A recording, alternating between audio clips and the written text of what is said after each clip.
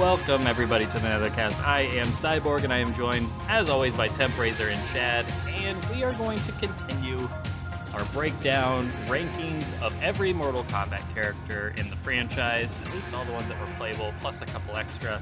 And if you haven't checked out the first part, we did it last week for that episode, so check that out first so you don't get spoiled, and then come back to this episode. And we'll pick up right where we left off. Before we get to that, though, if you are new to us, make sure you check out our Discord. It's in the description of this video, so check that out, and come talk Mortal Kombat with us and several other people. Got a few dozen in there, and we're constantly talking all things Mortal Kombat, other fighting games, doing all sorts of fun discussions on the daily. So check that out, and like the video, subscribe, do all that fun stuff, because we're just getting started in regards to the hype of Mortal Kombat 12, and plenty of fun to be had still. And we also do live streams, and we are moving those to Friday. So Fridays at 6:30 p.m. Pacific Standard Time and 8:30 p.m. Central Standard Time. So come stay for the live streams and watch us play through all the Mortal Kombat games. All that fun stuff out of the way, let's get back to the list. I did want to address one thing, and that is the adjustment of one character. Controversial, I know. Gasp, shock, and awe. I want to change my rating on one of the characters that we've already rated after Which additional one? thought. A little bit of a break there to think a little bit harder on. And this is a character that I believe, Shad, you rated as an S, and the rest of us rated as a B. And that is Goro. I think I want to come up to an A. And Good man. Then he would be balanced out at an A. Good man. That seems fine. I actually gave Goro a C for the record. Well, C, B, A, and S. I think that No, it's rounded fine, up, it's fine. when rounded up goes up to an A. So I believe what I said was that MK Gold Deadly Alliance Goro would have been an S for me, and he's a B because of everything else.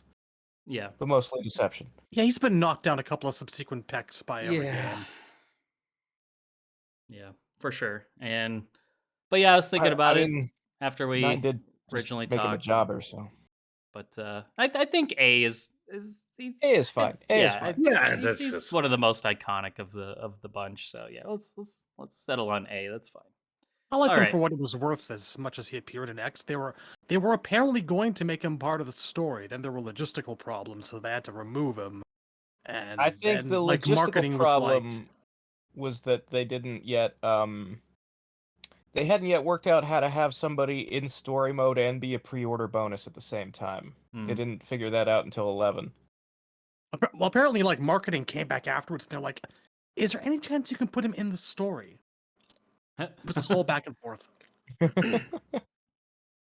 Alrighty. Well, on that note, Hotaru. Razor? C average, straight down the middle. All right. I like the concept of Hotaru, but in practice, Deception's gameplay engine failed him a little bit. He's in a game where everybody has 4 or 5 moves and he only has 2. And also, It's always bothered me that he looks just like Fujin. Like, put the helmet on the primary and it's probably good. Yeah, he looks like Violent Fujin. Violent Slightly Fujin. Angrier. They could have at least, like, made his eyes, I don't know, like, glow yellow instead of white. He shoots lava. Do that. Yeah, I mean, I agree with you. I was a big fan of his ult.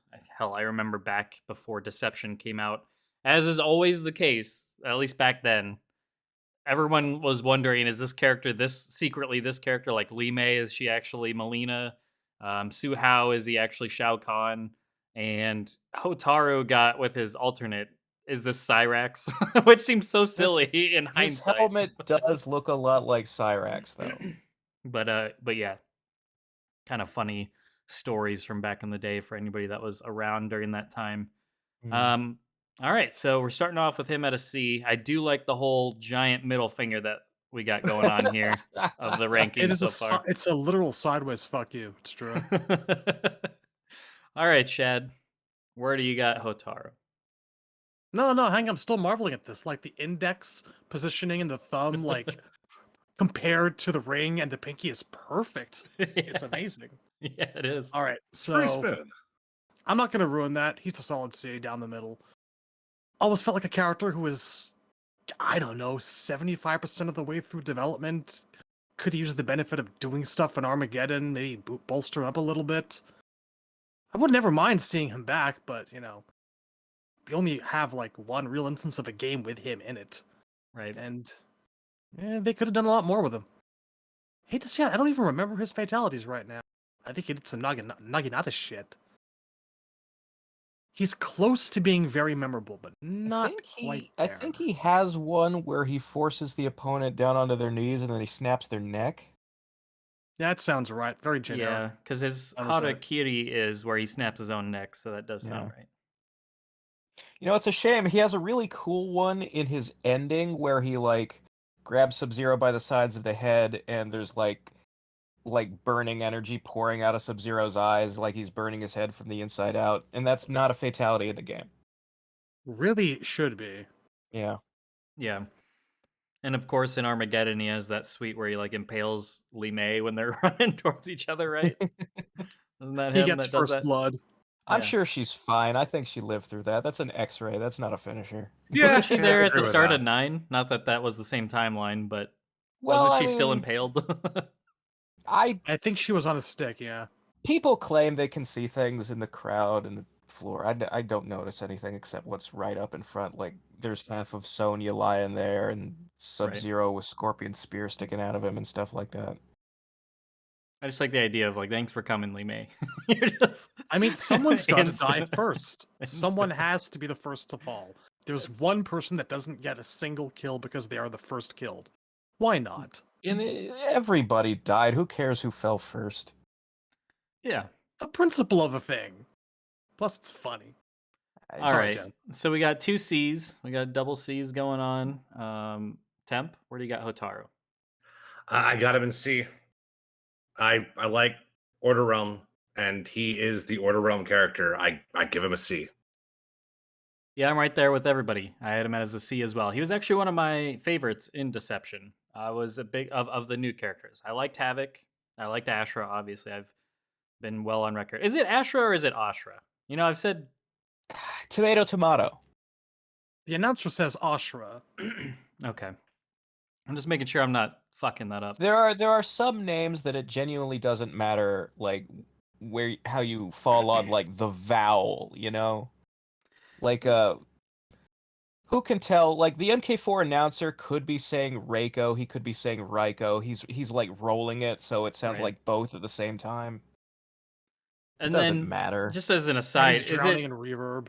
This is one. Obviously, my dog's name is Zatanna. Is it Zatanna or is it Zatanna? I say Zatanna. Yeah, I've heard both. I don't so know if it's that's why- right, but I You know what? It's Italian and also completely made up. It's not a real name. Okay, well, my dog's name is Zatanna, but I named her after the character. Just curious. I heard Zatanna recently, so I was. I say Made me think Zatanna, of it. but it doesn't matter. All right. That being said, yep, solid C. He was one of my favorites in Deception, right up there with Ashra and Havoc. Not quite to their level in terms of how much I like him, but he was definitely out of the remaining ones still the standout for me. I'd like to see him come back. So solid I C. always really enjoyed his gameplay, the grasshopper kick, and he's Oh, got yeah. like this cartwheel he does in his Naginata stance. Yeah, and then the little He's lava got the- blast. It's fun. The basics of a great moveset are there, yeah. All right, and then snaking back around, for me, I'm going to put Su Hao. Gosh, this is a tough one. Really tough, actually. I'm wavering between two, and it's not D and F like you would think. It's actually between C and D. You know what? I'm going to go C. I'm going to say Su Hao, and this isn't the Smoke Man C. He probably put him higher, honestly. I actually like Su Hao back in Deadly Alliance because I thought he had one of the sickest fatalities in the game. I loved using his chest laser to laser the person in half and then having their torso continually pull themselves away, crawling slowly away, leaving a blood trail. I thought it was actually pretty sick. Plus, I mean, he's got the cool hat. Yeah, I'll go C. I still think he's should be like a tier higher than a Dairu or Darius. So it's not purely based off potential or anything like that. I legitimately think he's probably around C territory for me. Temp? So like this one's hard, I agree. I will put him in D because there's not a tangible thing I like about the character. There's not a single thing that I think is good about Suhao, honestly. I think there's potential all over the place, but as he is, there's really nothing I like about him. But his notoriety counts for something.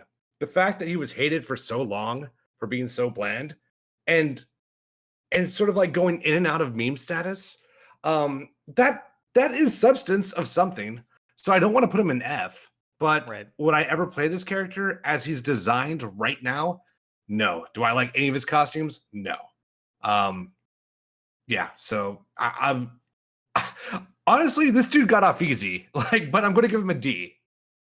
Probably should be lower, but I will settle on D. Got off easy, but I'm giving him the D anyways. I get Yeah, it. no, that's how it goes, man. That's how it goes. Hey, happens to the best of us. All right, Shad. Tricky. I'm with Temp on this one. It's tricky. On the other hand, his moveset's not exactly what I'd call very fleshed out. He needs more development than Hataru does in the special moveset for it. Good fatality for what it was worth. But just, yeah, bland is the word. Yeah. For years and years after he came out, after the game was out, he was just looked at as like the single worst thing about the game, like the crappiest character, and those of us with small minds went, her gay because he wears a police cap. Kids. And I just looked at him as like, it's not that he's bad or anything. There's some interesting ideas there. It's not all the way there. He's just the guy that blew up the special forces and got his heart ripped out by Jax. Right. But on the basis of that, with the passage of years, the more time passes, the more games happen, the more I consider blowing the special forces up to be an incredible achievement and one of the greatest things anyone ever accomplished. To that end, he gets an S. No. Okay. Whoa. It's I love it. he's a lower class C. C is fine, and that's generous. But he needs a lot of work. Yeah.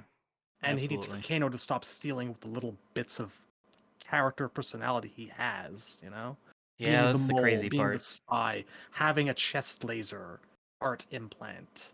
That's the thing, and I know those in the community like Smokeman and Razor have mentioned that like if he's so bland and boring and such a lame character, why has so many of his things been stolen and given to Kano?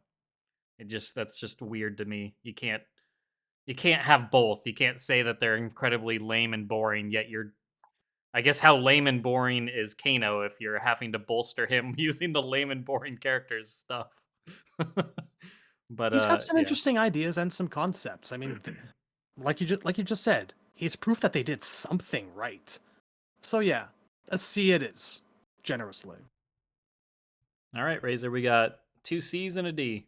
Yeah. Look, from the moment I saw Suhao and like understood what his story was and all that stuff, I wanted to like him. Like, I love the idea of characters having like Spider-Man has Venom, and he's like the evil opposite number to Jax, and Jax finally has his own villain. Sonya has Kano, and Jax also has Kano. Fuck off. Right. the But I have to review the character that exists and not the redesign that me and Smokeman made for him. Right. Because that Suhao, the Chinese Bane, that guy's at least a B. But the Suhao in Deadly Alliance, whose skin is so yellow it's green, this racist, goofy bullshit, Yeah, that's a good point. I have to give it a D. Well, do we break the trend here and like actually go down and not round Well, up for him? if it's 2 C's and 2 D's, and so far we have always rounded up, I think we make him a C. I mean, I don't know. I said it was. My only question is I think it sounds like it's 2 soft C's, and I don't know if that's enough to warrant going up on it. I think I'm just giving him like the slightest bit of recognition points to put him above a D. Yeah, let's do this. Let's go D, but let's move him to the left, as if he's kind of what we did with Drawman, I think. Or maybe Yeah, I that can't works. remember. Yeah, first among the D's. Yeah, like if we ever get around to ordering these in terms of ordering their tiers, maybe that's the last thing we do. We order them by preference, like who is closest to being one tier higher. But yeah, we'll leave them there. I think that's more fair, honestly, because I think Yeah. Shad and I both were being more erring on the side of generosity than either of us being passionate about him being worth the C. We're never gonna see the guy again. It's just the truth. Frankly, we've talked more than he's worth. All right. Razor, Jackie. Oh, Jackie's next. Fuck. Yes. So I am honor bound. I gave my word that F was only for characters who should never be seen again. So I want to give her an F, but I can't. So that's a D. All right. Shad? I was waiting for Razor to elaborate, but No, there's no elaboration. Jackie's the worst. She's the worst character who's not connected to Chronica. harsh. I don't know. But because I think you could like redesign her, the idea of Jax having a daughter while sort of came out of nowhere because he never had a love interest is not without some kind of merit. Mostly because I like the idea of Cassie having a friend. Like, Jackie can exist for Cassie's benefit, not because I like anything about Jackie. Right. Bit harsh. I mean, it would do her a lot of good, I think, to not be as joined to the hip with Cassie as Sonya and Jax typically are.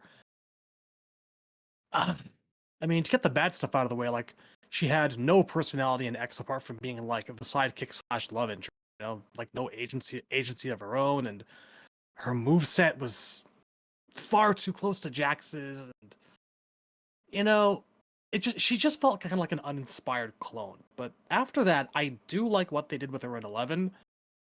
I regret that they kind of had to use her as a crutch to take Jax down a couple of notches. I thought that was unnecessary. But I thought her design was greatly improved. They improved the fuck out of her moveset. I was generally pretty happy with her. Points lost for the poor us, you don't like our character ending. That was what that was what her ending was. Just self-indulgent crap. I don't know if that's... I think they were just, it's solid logic that if you were to... If Jax really did meet Vera because he was in, like, counseling for PTSD, and you eliminated the cause of the PTSD, then he would never meet Vera. I don't know. It really felt like there was something else there. Like they were, like, trying to ingratiate us to her through pity. The very first thing I would do if I was going to fix Jackie is I would retcon Vera to being Gemini, a member of the Special Forces. Nobody remembers that game but you and me, man. Nobody. It's still better than having her be some random-ass nurse. All right, Shad, where are you at with her? It's a generous D. Right next to Suhao. All right. She just needs to be more her own character and less people's accessory. That's all I ask. Temp? I'm gonna give her an F. Damn.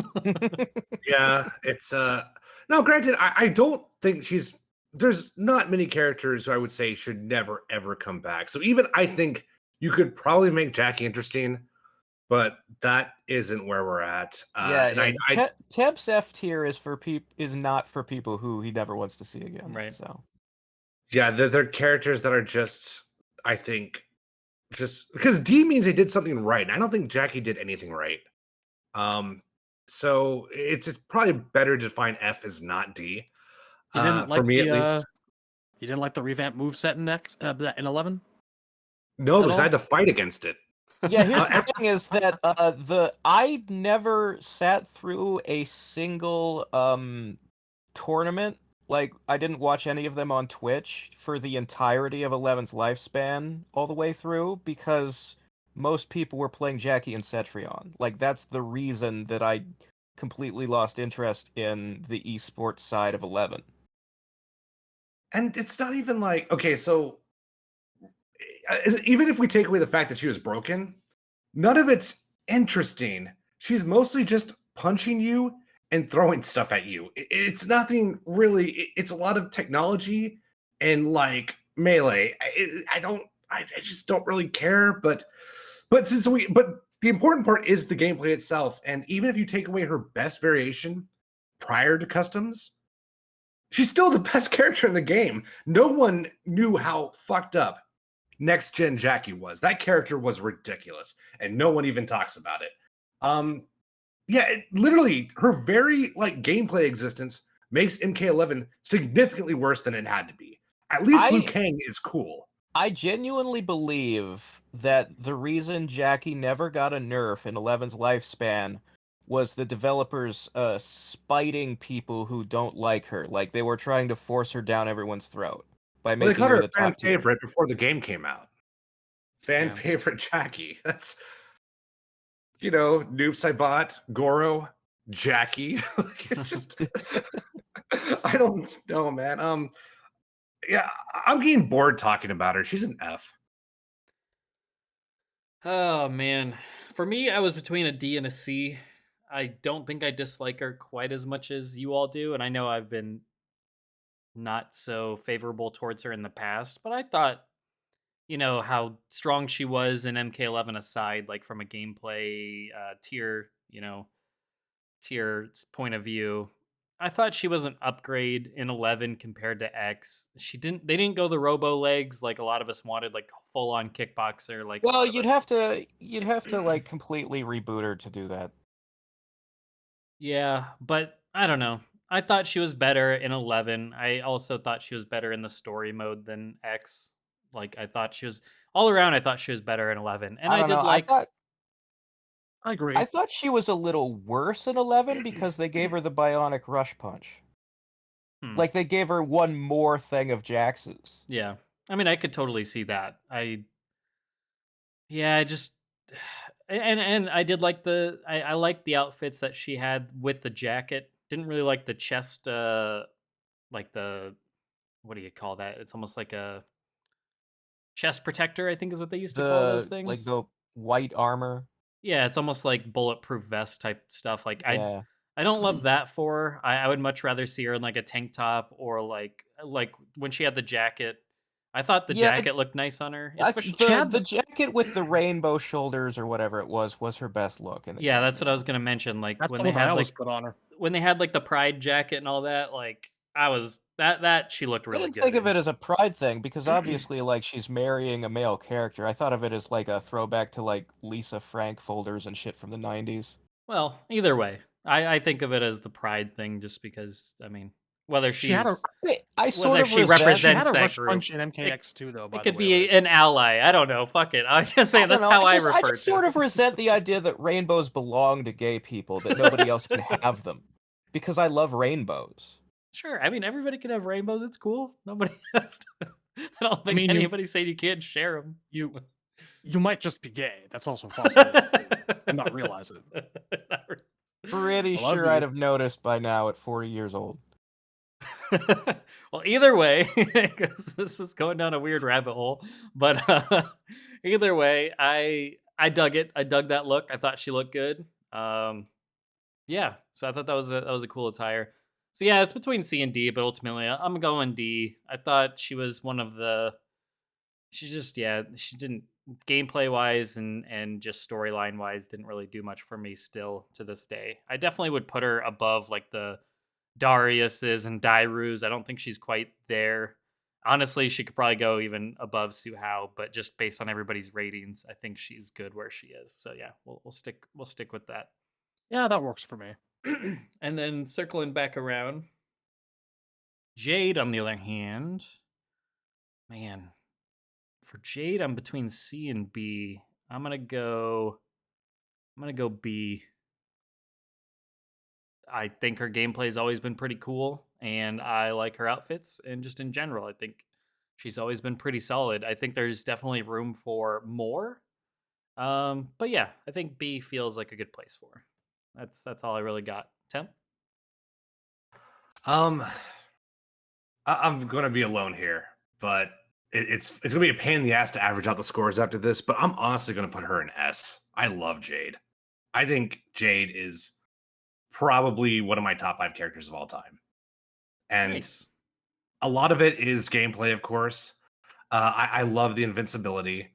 I love aesthetically. I love all the staff stuff. I still think she's not quite fully realized yet, but UMK3 Jade is still pretty good. But like, I love staff characters. My favorite gameplay tool set of all time is Sung Mina from Soul Calibur, Right. and I think she looks great.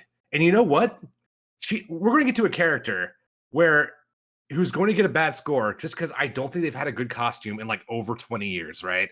Jade is not that character. Jade has so many great costumes. Yeah, I agree. Like S tier costumes. She looks fantastic.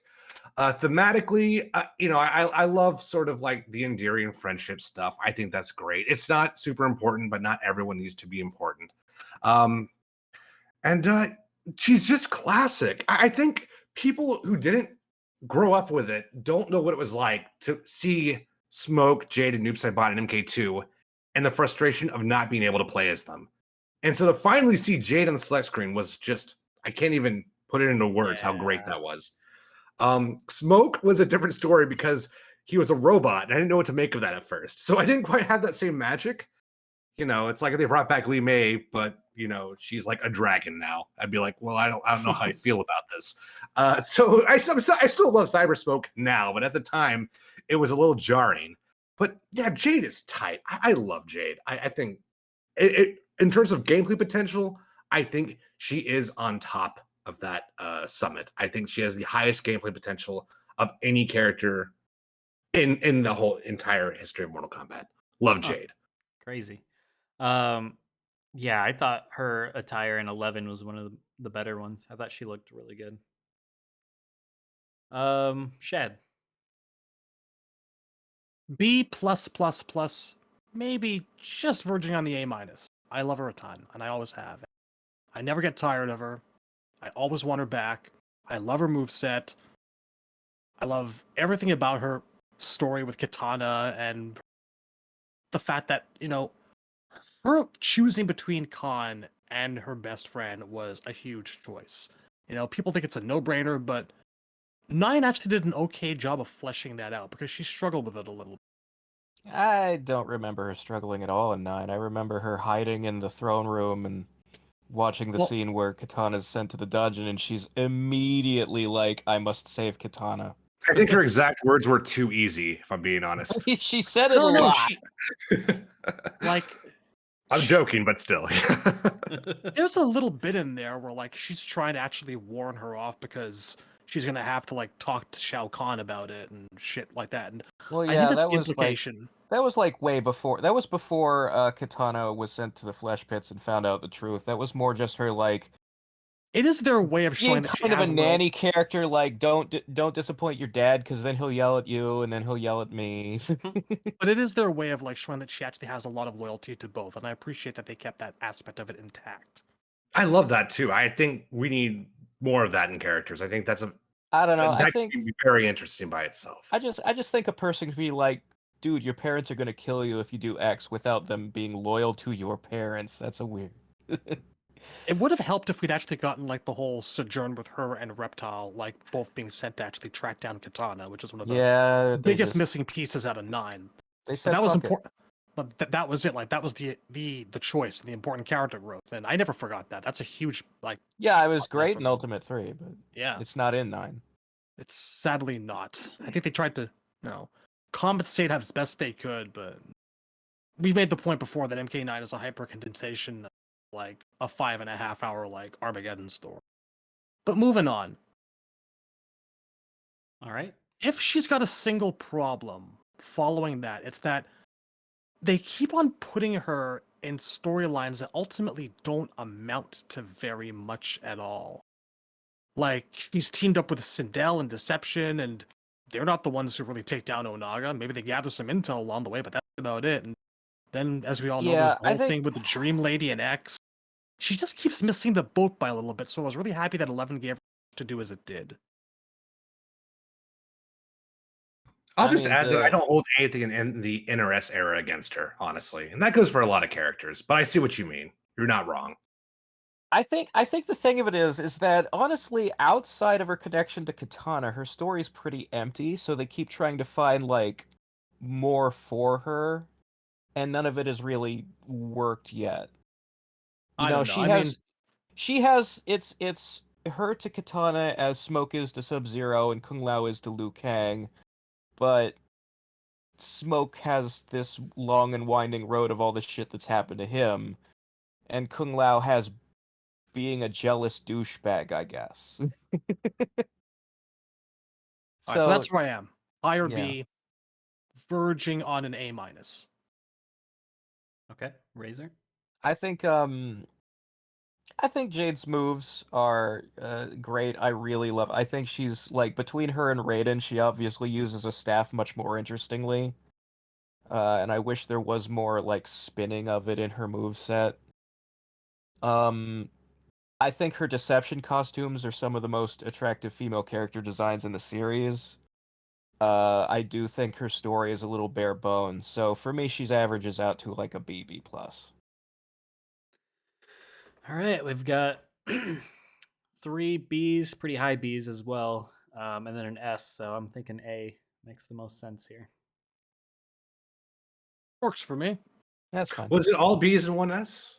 Yeah, but there are high Bs, so I think it's Yeah, worth that's coming fair. up. That does, yeah. I was thinking about that, so I was like, well, if we're in B plus territory, I guess once that's in the books, then I guess probably could raise Jade up a bit then to A. Yeah. Between the S and then the B pluses, that's pulling her up to an A. I think that's plenty reasonable, and it's generally how we've done it. That being said, Razor, why don't you take us to Jarek? Oh, Yeah. okay. All right. Jarek should probably be an F, but I feel like But a miracle worker could give him a redesign. Let's call it a very low D. Remember what is, not what could be. a low hanging D. Nice. I think, we talk a lot on this show about hating the Black Dragon Gang and everything associated with them. And I just don't want to completely dismiss the idea that they could be made to be worth something in the future. All right. Well, your generosity pleases Jarek. Excellent. All right. All right. Shad? Oh, what to say? What to say about a character who was plainly designed to be Kano before they changed their minds for some reason and kept the eye laser in, and Yeah, they then proceeded to make him still completely Kano. Yeah. was the first person to smash his ass on the floor to generate Because look, shockwaves. there are several palette swaps in 4. Like Reiko was going to be Noob, Tanya was going to be Katana, but Reiko and Tanya became fully fleshed out as their own characters. Jarek is still just Kano. He has Nappa's laser eyes. It's a power. Then they brought him back in Armageddon, and his whole gimmick was pulling fatalities, and he has this horrible edgelord armor and this horrible Edgelord I pinch have and Wonder Woman's lasso and from the oh moment man. the Armageddon, like they were releasing promotional screenshots, and we saw his alt costume where he's wearing this this armor that looks like a Chinese parade float dragon. I have wanted so bad to know what the fuck that was supposed to be for. Like, what possible story were they thinking of where Jarek dresses in all this dragon shit? And then it had nothing to do with anything. I It think was it's an not outcast related. from like some Dairu concept art or something. It just does not fit the guy at all. Like David Lynch, I asked them to elaborate, and they just said no. No. You know, he's horrible in every shape, way, form, and perspective, but like I like his little goatee, all right? he makes me laugh. Okay, I'll say that. Every time I look at the character, the phrase chuckle fuck comes to my brain. He's He's got entertaining. big eyebrows and a little goatee. When he shows up in Snowblind, and he's like, "Hey, Jarek, go kill that guy." I'm like, nice. So Jarek showing up is my favorite thing in the entire movie Snowblind. Jarek, go kill that guy. Nice. Jarek gets killed 2 seconds later. Nice. I was happy with all of it. That was legitimately my happiest moment watching that stupid fucking movie was, oh, Jarek's in this. Because I didn't expect it. I thought they would leave him out. All right. The actual answer to this is yes, it's a D. It's a D fucking minus. He's exactly where he should. Bless the stupid chump. Okay. Temp? I give him an F. So I actually don't hate Jarek. As far as all the characters on my F list, I might hate him the least. I'm going to take a quick glance here. It's like a tie, if I'm being honest. But yeah, he's an F just because I don't care about anything about Jarek at all. I still think, like, with all of Su Hao's problems, we're still talking about Su Hao. I feel like Jarek is so out of sight, out of mind. So I mean, gameplay wise, I couldn't say any true or false statements about him in Armageddon. And MK4 is fairly self-explanatory. So yeah, F. I don't care about this character, but I also don't hate him. He just like I said, he can't go into D because there's not a single good thing about him, so he has to go to F. Yeah, I'm in agreement with you. He's a total F for me. Like, there's just nothing. There's just nothing here. He had 2 chances between 4 and Armageddon. They didn't care to bring him back until he had to be in an Armageddon. And then when they finally had the chance to bring him back, he just, once again, was just completely fell flat. And yeah, I find it just absolutely atrocious that in 4, we didn't get Kano. We just got somebody with all of Kano's moves. Like, that just made no sense. It made no sense whatsoever. Story-wise, I'm really, really, really glad they decided not to put Kano in 4. But they did. We just wish they just the gave him a results were different something name. that a little bit better, you know? I mean, yeah, but as long as it's not the real Kano, do whatever the fuck you want. Like, it would make me happier if Kano just like ripped off his face and it was just a disguise the whole time. Like, Jarek is just another name. The only time I've ever liked Kano was Deadly Alliance, and he couldn't have been the general of Outworld if he had been in 4. Then, man, we really didn't need Jarek. They could have put so many other interesting characters in 4 they could have done anything. They could have done anything in that slot. Yeah, I mean, so many other characters from like 3 could have really shined there.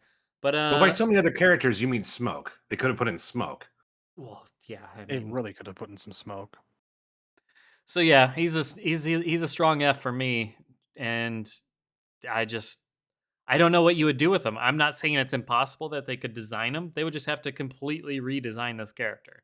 Unlike some of these other characters where, you know, they could take little bits and elements. I don't think you can do that with Jarek. I think there's no reason to bring him back. And that goes against, you know, my everybody deserves a second chance and how much they could redesign a lot of these characters in a modern era and make them super interesting.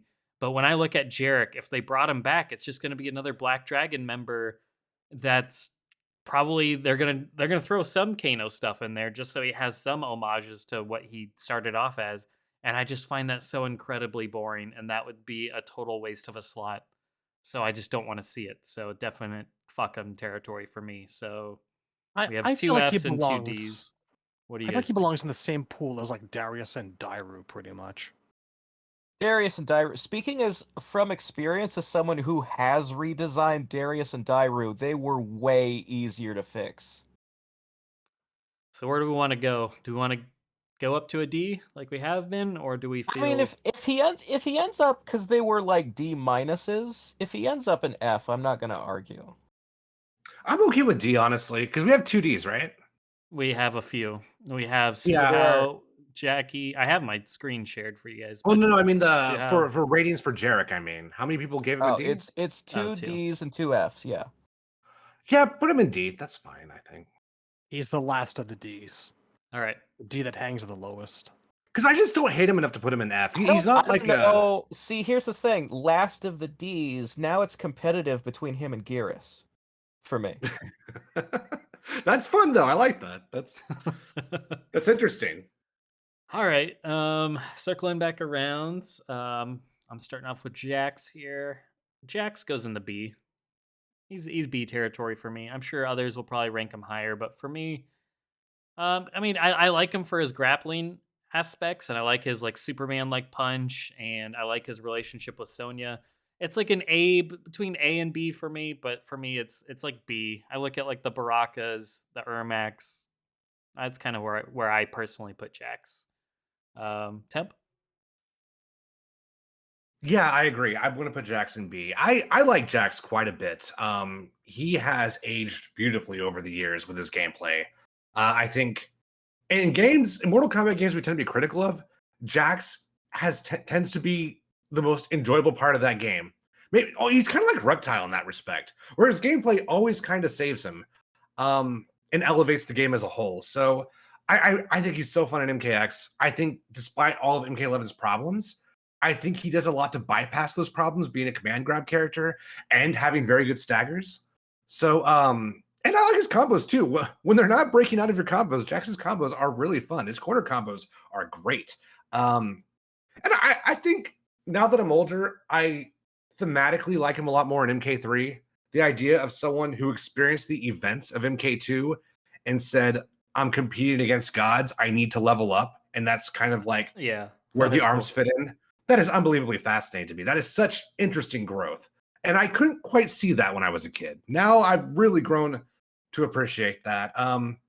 So yeah, he's my insurance policy in every game. I'm always excited to see what they do with Jax because he has not been fun in like forever since like he's been great since MK9. So yeah, solid B.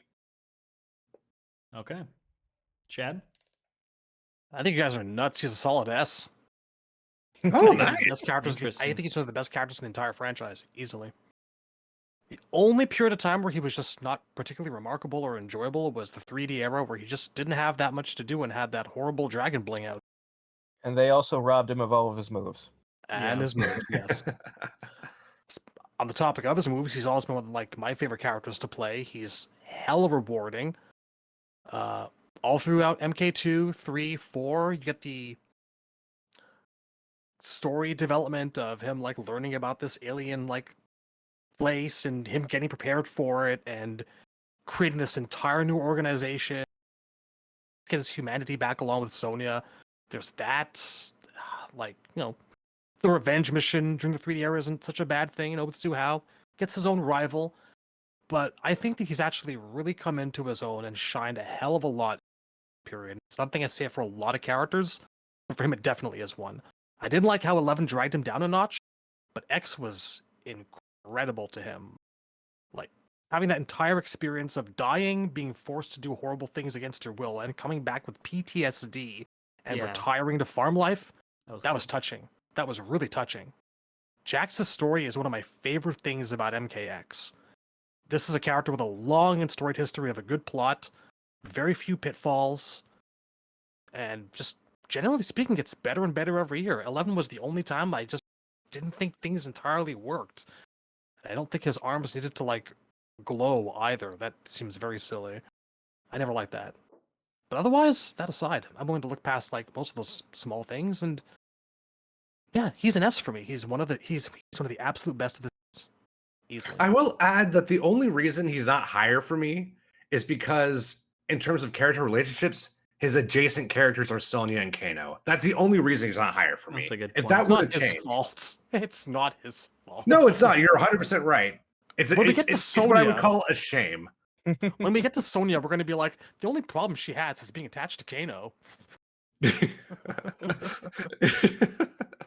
is a Oh, Kano problem. It's Sonya. not a Jax problem. That's it. That's where I stand.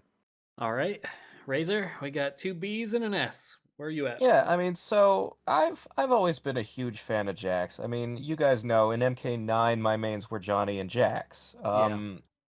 I've always loved the professional wrestling in his moveset. I really enjoy that he's like a scientist and an engineer, on top of being a bodybuilder, on top of being the responsible adult to Sonya's, reckless maverick.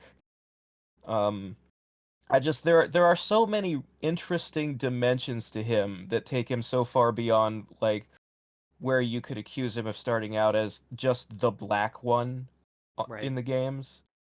That said, he has struggled in quite a few games to have like an interesting costume design. The 3D era was a real low point for him, and so I can't really put him in S. I was struggling between A and B, and I think I fall on like an A minus. I think Jax is A tier for me. Okay. Between all of that, I'm willing to see him go up to A. Temp? A's good, yeah. I think A's fine. Cool. Alrighty. Take us to Johnny. Johnny Cage is an easy S. I don't think we I- even need to talk about this.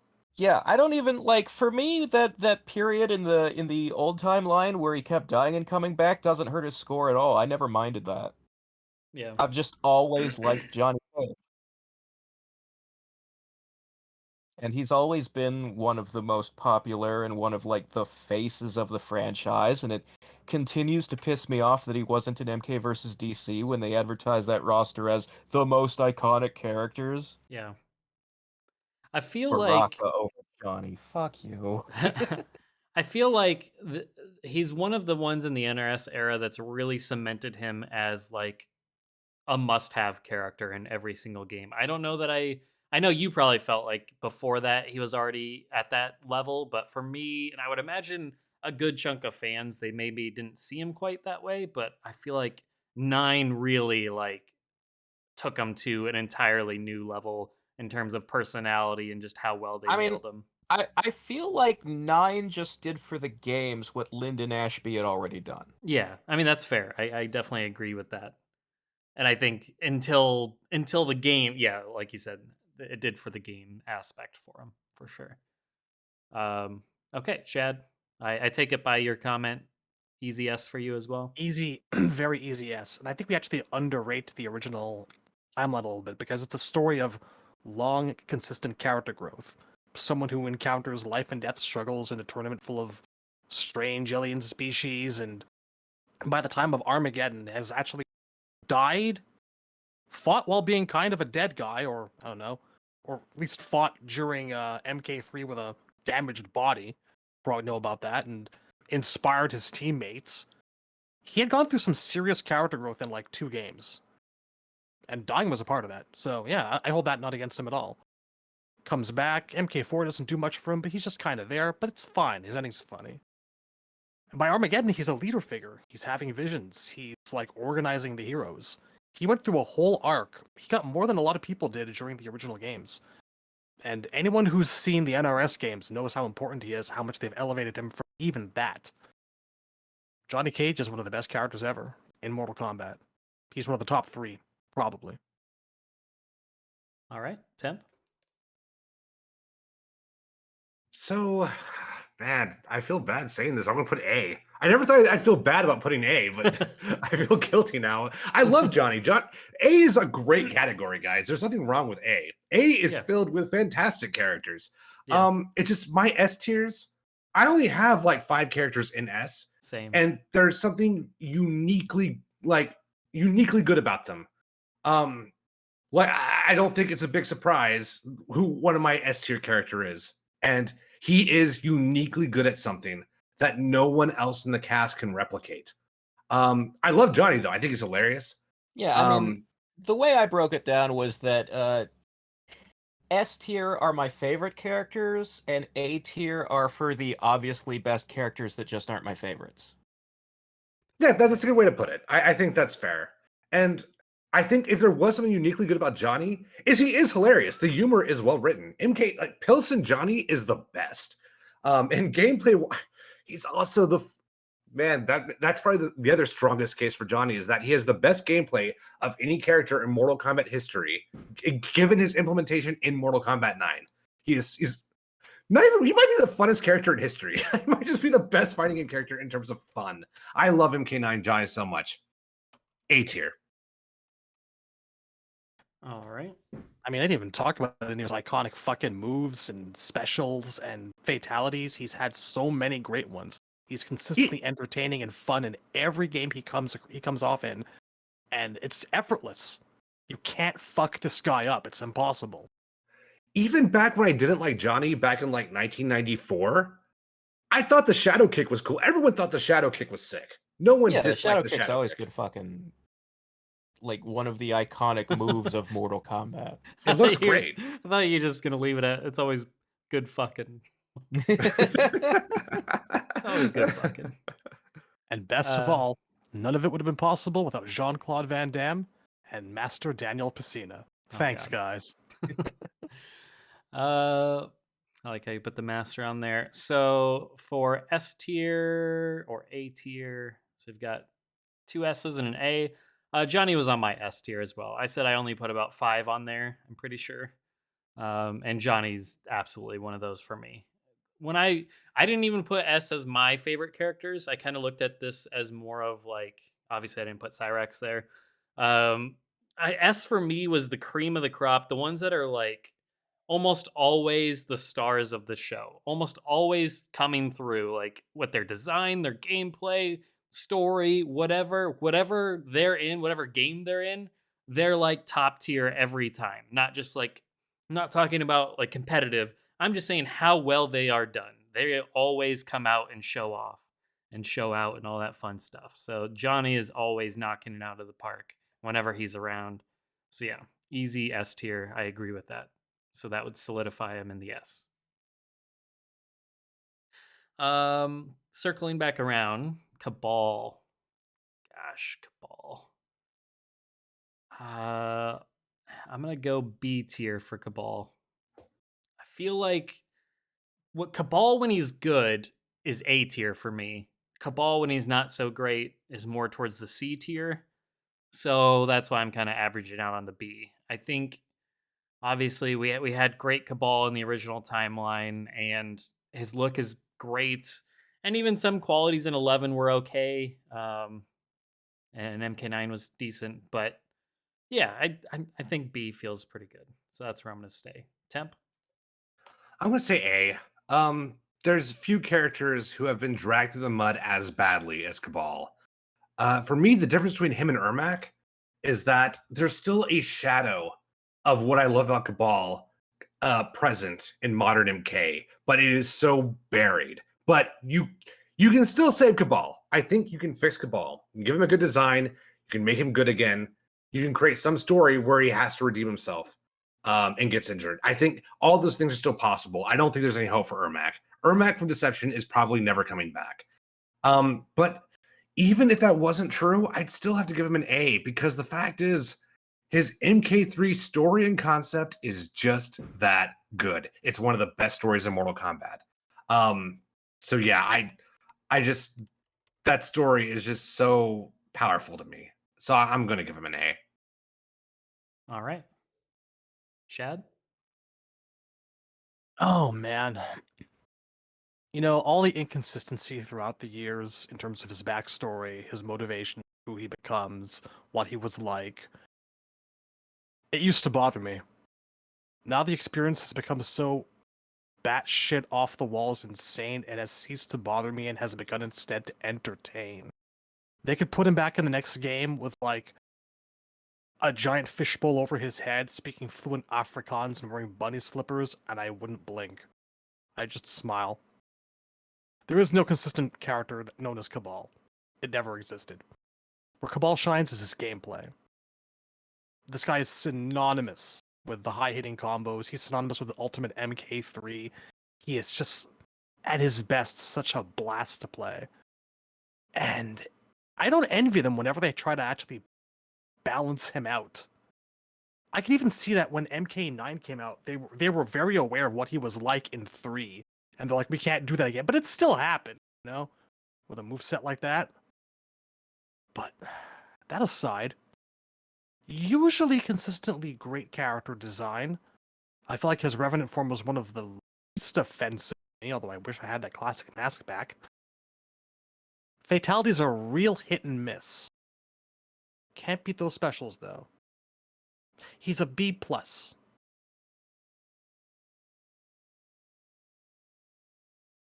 Razor? So, this one was really tough because MK3 Cabal is an A+ for me. But Cabal and everything else has been a fucking nightmare. I average it out as a C, I guess. All right. So that would be an A, 2 Bs, and a C. So it sounds like it's a B. Kai? Still kind of looks like a middle finger, just a little bit. The fingers are just a little bit longer. All right, Razor, Kai? Okay, so Kai is of the characters where it's like you can't rank them by potential, you have to like rate what they actually are. Kai is one of the better ones of those, at least in MK4. Like, just there is a little bit of fun to be had with his moveset, at least. I don't think Armageddon captured it at all. Like, he was pretty disappointing when he came back, but I just like the idea of, like, Liu Kang retiring to like a mentor role, and Kai was the first combat kid from a certain point of view, Yep. I don't know, I guess he's a C. Like, could have been better, could have been worse. I really wish that he was able to, like, I don't know, be realized in a game that could, like, do what Ed Boon always wanted to do, which was basically have him be Eddie Gordo. All right. Chad? Yeah, C is about right. It frustrates me. It bewilders me because I always felt that he was one of MK4's stronger newcomers right off the bat. I liked him right away. I thought he had all the elements necessary to have a great career in front of him, be a consistent returning character. Wasn't the best or the most interesting, wander the earth, search for my soul, that kind of thing. Like, he's got this cloud over him of, like, I'm here too, I guess. Yeah. Like, they just don't know where to send him. Yeah, He lacks and just direction. the complete abandonment of it, like, to give Liu Kang a legacy character and then immediately do nothing with him, to give him Raiden's staff and then the next game Raiden has his staff back. It's just such a fuck you. I wanted them to bring this guy somewhere, and they just never did. There's enough there. There's more here than Dairu, Darius, fucking Jarek, Su Hao. No, he's a solid C, only because, they just don't know what to do with him or send him anywhere. And I think that, like, missing the boat on Deadly Alliance, because we know he was considered, what it hurt him. Well, And I think they just I can they sort of wish they forgive him not being a Deadly Alliance, but like, how do you have all of the good guys like die at the end of DA and not have Fujin and Kai sitting back home going, "Well, Raiden and the guys are late getting back. Should we go check on them?" Like those two should have been in Deception. Yeah, yeah. God, it's maddening, isn't it?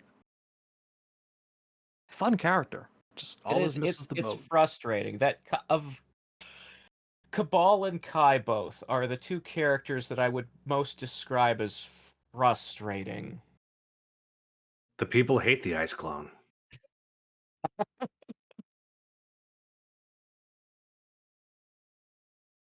Dem, I think you're up. Um, this one was tough. Because like my gut tells me to put him in C, but like the capoeira thing is not unrealized potential. It's in MK4, and that's really cool. He sort of has a monopoly on that style. And there's nothing really wrong with the character.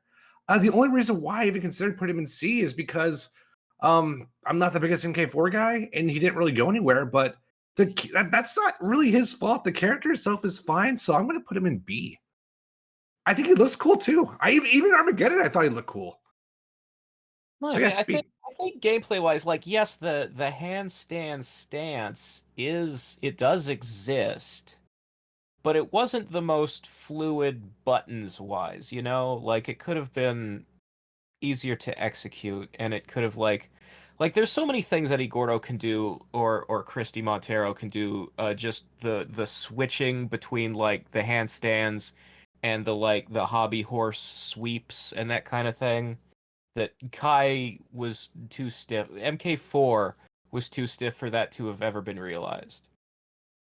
I would say that if they brought him back, they would do that justice. But like, I think the strongest argument against that is MK11 Jade, who they decided should not be a combo character until finally customs became a thing, competitively. So I don't know. I don't know what they would do with Kai if they brought him Yeah, back. it doesn't feel like as polished and AAA as the NRS era games are, they don't feel like they ever experiment in terms of like what can we motion capture, what can we bring to the table that's like technologically difficult, like, because you could argue that all the variations in the gear moves are a form of experimentation, but those aren't difficult to create in the studio. They're just difficult to program on the computer.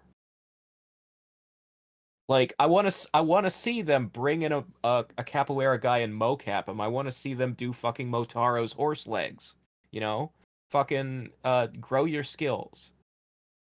Show me something new. All right, so where were we sitting ranking wise? I have him in B. You had him in B? Mhm. Okay, and then the others were 2 Cs? Yeah. Okay. I was thinking C, so yep. I think that solidifies it at C. I think there's potential there, but just going off of what was there, I thought he was cool in 4 and okay in Armageddon, but yeah, I don't know. He's like a high C, low B for me, so it's tough. Yeah, I mean that is sort of the prognosis at the end of the day, was he ended up being forgettable, which is the most tragic thing you can say about a character whose backstory is trained by Liu Kang. With Raiden staff. Yeah, what the fuck? All right, and that takes us to Kano. Oh boy. Um Just Sideshow Bob walking into the rakes. I'm gonna go B overall for Kano, just from a overall standpoint. Like, yeah, he's got a ton of fatigue for me, and I really want him to sit out for a game or two because that would really reinvigorate my interest in him. But at the end of the day, I mean, I thought he was cool in MK1. I liked him in MK3. Deadly Alliance, I thought he was at his best. And then versus DC 9, and then MKX, MK11, I thought he was decent. And then I liked him in the movie with Trevor Goddard. So it's like overall, I give him a B. It's a low B just because that fatigue is really setting in, and I feel like if you keep bringing him back game after game, it might start really tanking his score for me. But right now, I'm just more at a B. Like I don't want him in there, but they still make him pretty interesting. I mean, his gameplay still seems like he's got a lot of personality, a lot of flavor there. So I would never say that he's just completely boring in all the games that he's in. It's just not what I want. I just need some time away. I just need my space. But yeah, I'm still sitting at a B. Temp. So I'm going to say D for Kano. If you asked me back in 2015 when we first started the podcast, well, I guess it's 2014 actually, I would have said F. But I'm kind of over it. I don't hate Kano as much as I used to. I think if you make like a classic playstyle and a non-classic MK game, you could really do something cool with Kano. I think it's a lot of fun at MKX. He does have some gameplay merits. Even though he's not good at MK9, I actually think he's kind of fun in a weird way. And I it if you look at like the evolution of his designs, I actually think he's one of the better characters from going from MK1 to MK3 to Deadly Alliance. I think he did moderately well for what the character is. Right. And at the end of the day, he just fulfills the function he's supposed to serve fairly well. He's got some good fatalities. So I don't really have the energy to hate Kano anymore. I'm gonna put him in D. Chad. Oh boy. So, Kano's got two crimes. Well, he's got many crimes, but as a character. Hmm. The first is that he's foundationally a C or a B surrounded by A's and S's, He doesn't have a strong base to work with. Yeah, he was just never that good at MK1 to begin with. I'll get to story in a minute, but special moves, they've managed to give him a lot of fun ones over the years. Like it took them a while to flesh him out, but I always felt that by the time MK3 rolled around, he felt pretty complete.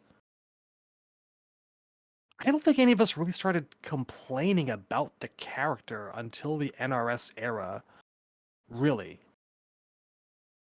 He's very one note, that's his problem. In Deadly Alliance, no one complained because he wasn't doing that dance with Sonya. That's the other crime. It's just, can you imagine if it was every single game and Scorpion and Sub-Zero hated each Well, other? in Kano's side of the story, he is constantly thinking about I want to kill Sonya. I'm gonna use fucking Onaga's mummies to kill Sonya. But Sonya never learns that he's still alive. Yeah. She has nothing to do with him, and he won't shut up about her. The point is that they don't interact, which Yeah. is fine, Obviously, they're still going to hate each other if they have nothing to do with each other, but it's the fact that they gave them some space that really proved to be a breath of fresh air. And then 9 rolls around, the status quo is reset, and they kind of do the same dance throughout both X and 11 again, and that's why we're kind of a little bit tired of him now. I don't think Kano is bad by any means. Like, he's a love-to-hate character, or hate-to-love, or whatever you want to call it. I don't think any of us could actually ever picture future MK games without this character coming back. And that's good, because he's not going to. We have Street Fighter 2 roster syndrome going on now, and you better believe it. But I just wish they'd find different ways to approach him. That's all. I'm never going to get tired of him.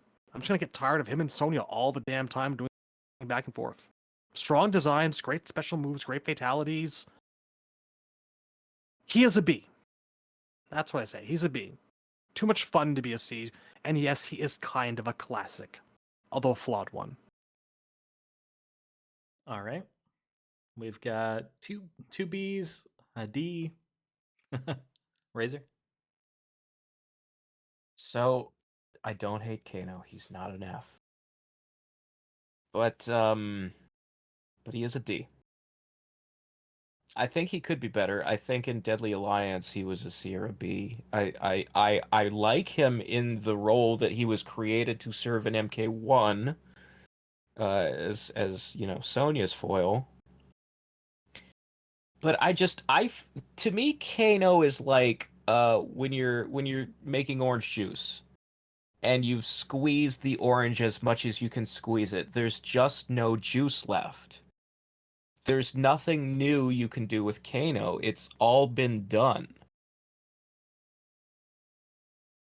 All right. What if he So- killed her? What if he actually won one of these fucking games? We've never seen that happen. Then that would be momentarily interesting, but once the shock wears off, then he just becomes Johnny or Jax's bad guy, and the cycle continues, but with a different person in Sonya's spot. What if he kills her and then just leaves? He's no longer What if he part of just the What if it's series. like a leaves? Joker thing where like he realizes that he has nothing to live for anymore and starts going slowly insane? Nah, did- it is a problem, isn't it? Like, if only there was a new direction. I want there to be a new direction. You know what I kind of okay, this is some like fan fiction bullshit, but like so in Armageddon, he's like been kidnapped by the Red Dragon gang and they're experimenting on him, right? And in his arcade ending, it's like the dragon DNA they put in me has started to manifest and I'm growing scales and shit. What if you replaced the eye plate with, you know, like dragon scales? So he still looks like Kano, but that's the part that's changing. Just to do something different. Visually, that could be pretty neat. What about just getting King Kano? I hate King Kano. King Kano isn't Kano. It's a combination of that goofy fucking Cyber Ninja skin they gave him in 11 and Wes from Road Warrior. Oh gosh, are you talking about the cyborg skin, like the actual DC Yes. like cyborg skin? Yeah, I Yeah, remember that. That was so weird. If you look closely at that skin, it is in fact Sector and Cyrax's body in silver. Weird. I didn't look closely at it because I thought it looked atrocious. Yeah. All right. Well then, I mean, the we've fact got that the head is Kano's head and it's got the fucking arc reactor thingy on it hides it a little bit, but that's the Cyber Ninja body. so we've got 2 Bs and then 2 Ds, so that'll average out at a C. That's fair. You know, And- in Snowblind, fucking King Kano doesn't do a single of Kano's special moves except the eye laser. There's no cannonball and there's no throwing knives, and he never grabs someone by the neck and chokes them or shakes them. He doesn't clothesline anybody. He does a lot of just blowing people's head off with his gun. He does a lot of that. He shoots a gun, and he has a knife for a hand, and he has the eye laser. That's it. All right. On a more positive note, why don't you kick us off on Kenshi? All right. Kenshi's an A. Kenshi. I mean, the Kenshi continues to be widely regarded as the most successful or popular of the 3D era characters. He is, I guess, the most sort of creative adaptation of like a kung fu movie archetype. The blind samurai being given psychic powers, a little bit of Jedi in there, a little bit of Neo from the third Matrix. And also, like, he's the only character who got a combat kid who is made more interesting by their kid. Like having Cassie doesn't really do anything to improve Sonya or Johnny. Having Jackie doesn't do anything to improve Jax. Being cousins with Jin doesn't do anything for Lao. Takeda boosts Kenshi. It makes him more interesting.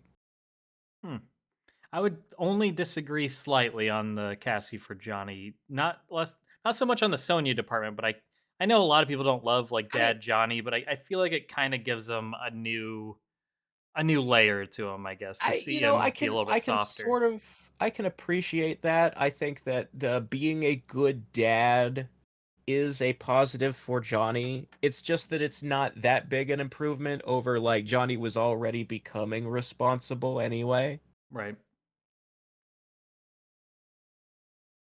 But all right. I can dig it. So yeah, hey, Shad? Not for that he'd think for me, actually. Because here's the thing.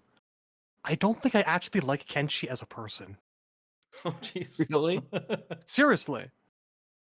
Like, he honestly kind of comes off to me as a tremendous douchebag, but not in the likable Johnny way. Like, I always got the sense that he was basically, he's using the special forces in the original timeline for his own ends to try to track down Shang Tsung. And he's also kind of apparently a shitty dad.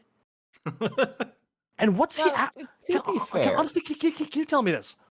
What has Kenshi actually ever accomplished in the series? What's he done?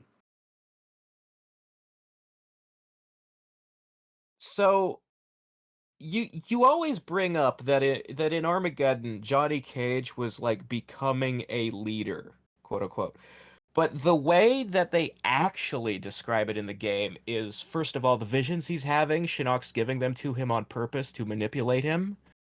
And second, when Johnny calls together all of the good guys and says, "Hey, we got to do this thing," all of the good guys go, "We're not letting you lead us. Kenshi seems pretty good at fighting. You be our general, Kenshi."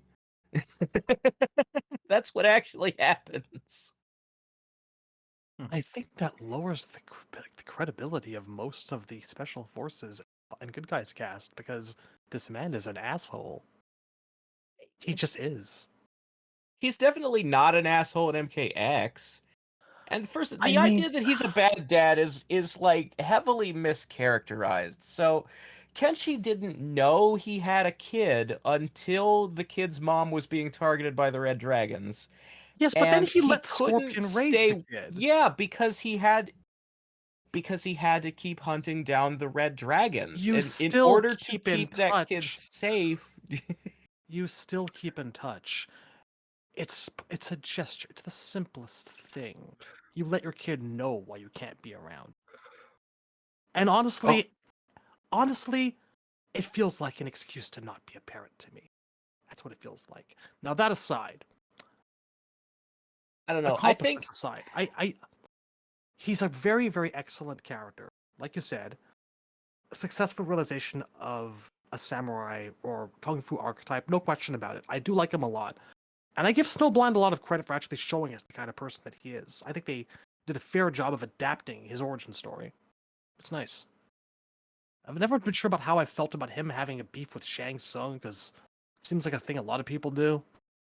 It just feels like one more extra. That's never going to happen. He's never going to be the guy to take down Shang.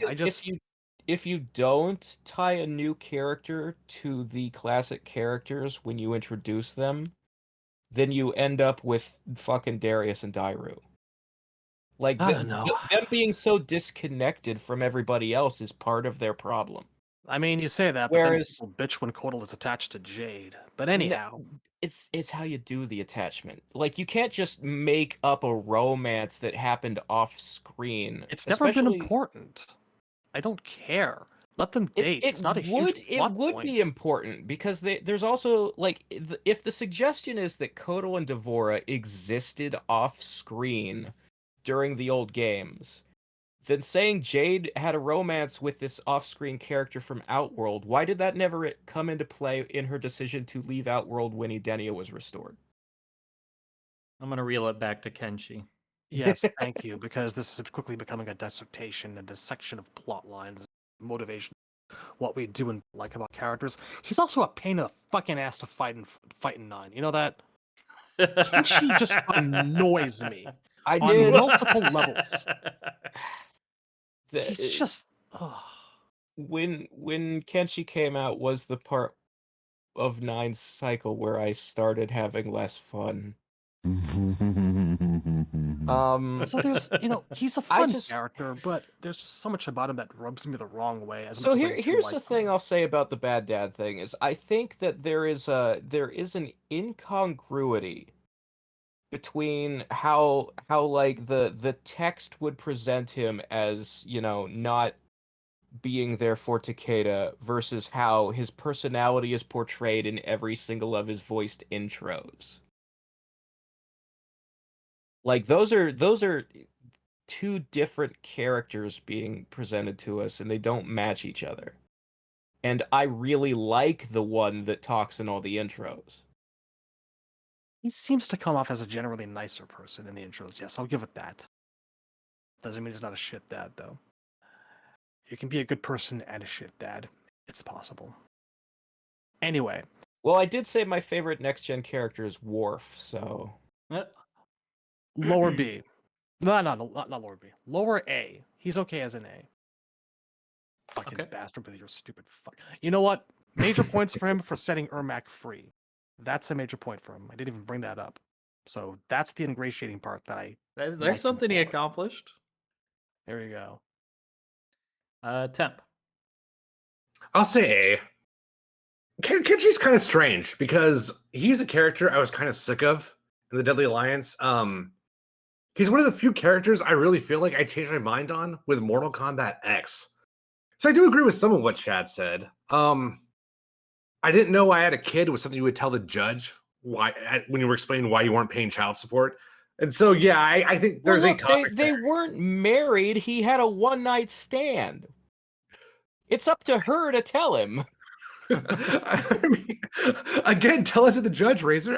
I mean, it's a fair defense. but I think like what you don't know. For me, he kind of had this too cool for school thing in the 3D era that I started to find boring. And MK9 didn't really help that because he didn't talk. So I don't think he had lines in MK9. I could be wrong. None of the DLC did. No, none of the DLC talked, yeah. And then like MKX comes around and there's this unexpected levity to his personality I really appreciated. Yeah, I think Jedi, like Razor said, is a good description of his personality. It feels very almost prequelish in terms of his. He's very zen. He's very chill. I love it. Zen with a sense of humor, and, which is why I don't like his extremely messed up fatality. I felt like that's horrible. That's why it's awesome, man. That is Kung Lao bad. Yeah. So, yeah, I that in a way kind of saved Kenshi for me. But even then, I'd probably still give him a very soft A, just because you can't go wrong with like his gameplay in any of the games he's in, with maybe the exception of Possessed. That was not great. But everything else was really cool. So, yeah, Kenshi's all right. I think if you have, I've said this before, but if you have to have a face for the 3D era characters, I think Kenshi is a fine choice. You know what I think would have really fixed that whole "why didn't you ever visit while your son was with Scorpion training" thing? If Possessed Variation had been canon. If his sword broke while he was delivering Takeda to Scorpion in the comic, and he couldn't visit the Shirai Ryu because his body was being intermittently taken over by angry ghosts. Yeah. I'd have bought into that. Remember that nice 5 minutes when we thought Possessed Kenshi was going to be a natural story point in the game? It would have apparently it would have fixed more than one thing about the plot. I'm torn on that, honestly, because it feels a little too dark Hado for me. And I don't know if I visually like Possessed, so I think you're right at a story level, but I don't know. The difference, Dark Hado is just like there's no explanation why Ryu would have anger inside him, whereas being possessed by the ghosts of other people, you don't have to explain like what are you angry about? Why do you have a dark side? Where the fuck's that coming from? It just feels like a third arm to me, right? Like, Kenshi's already cool. Well, what's up, Chad?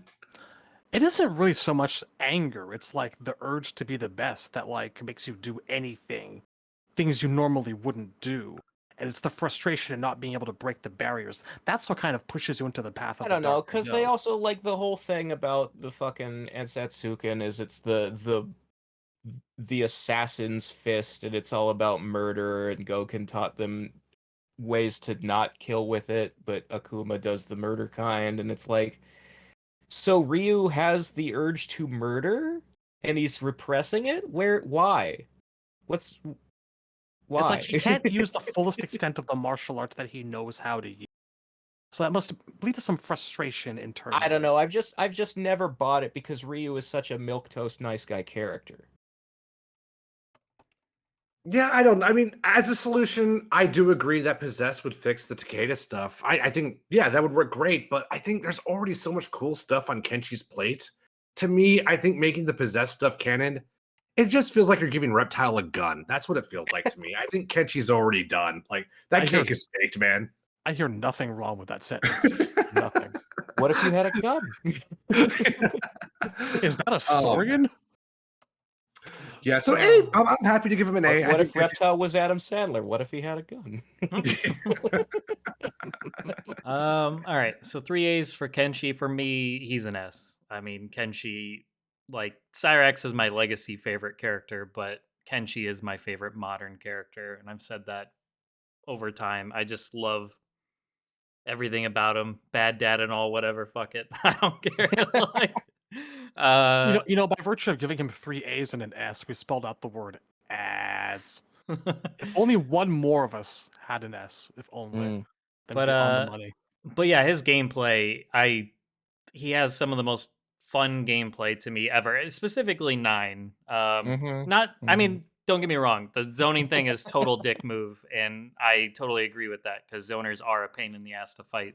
So I'm not gonna argue. I mean, it was that really at all. only the overheads, like the vertical attack. Sure, the drop down stuff, but like, just I'm talking more like his gameplay from the concept of it. I love telekinesis as a power.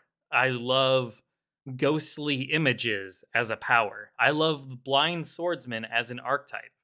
I love everything about it. I mean, it's like Daredevil mixed with like a swordsman and telekinesis. You get it all mixed together, and it's super sweet. His original Deadly Alliance costume also looks a lot like Solid Snake, so that's pretty sick too. But yeah, yeah, it does. That always has been strange. It's not a bad thing, but it is different. He's cool. There's no doubt about that. He's a martial arts guy, but he's also in the special forces, so he's got this, modern tactical suit. Yeah.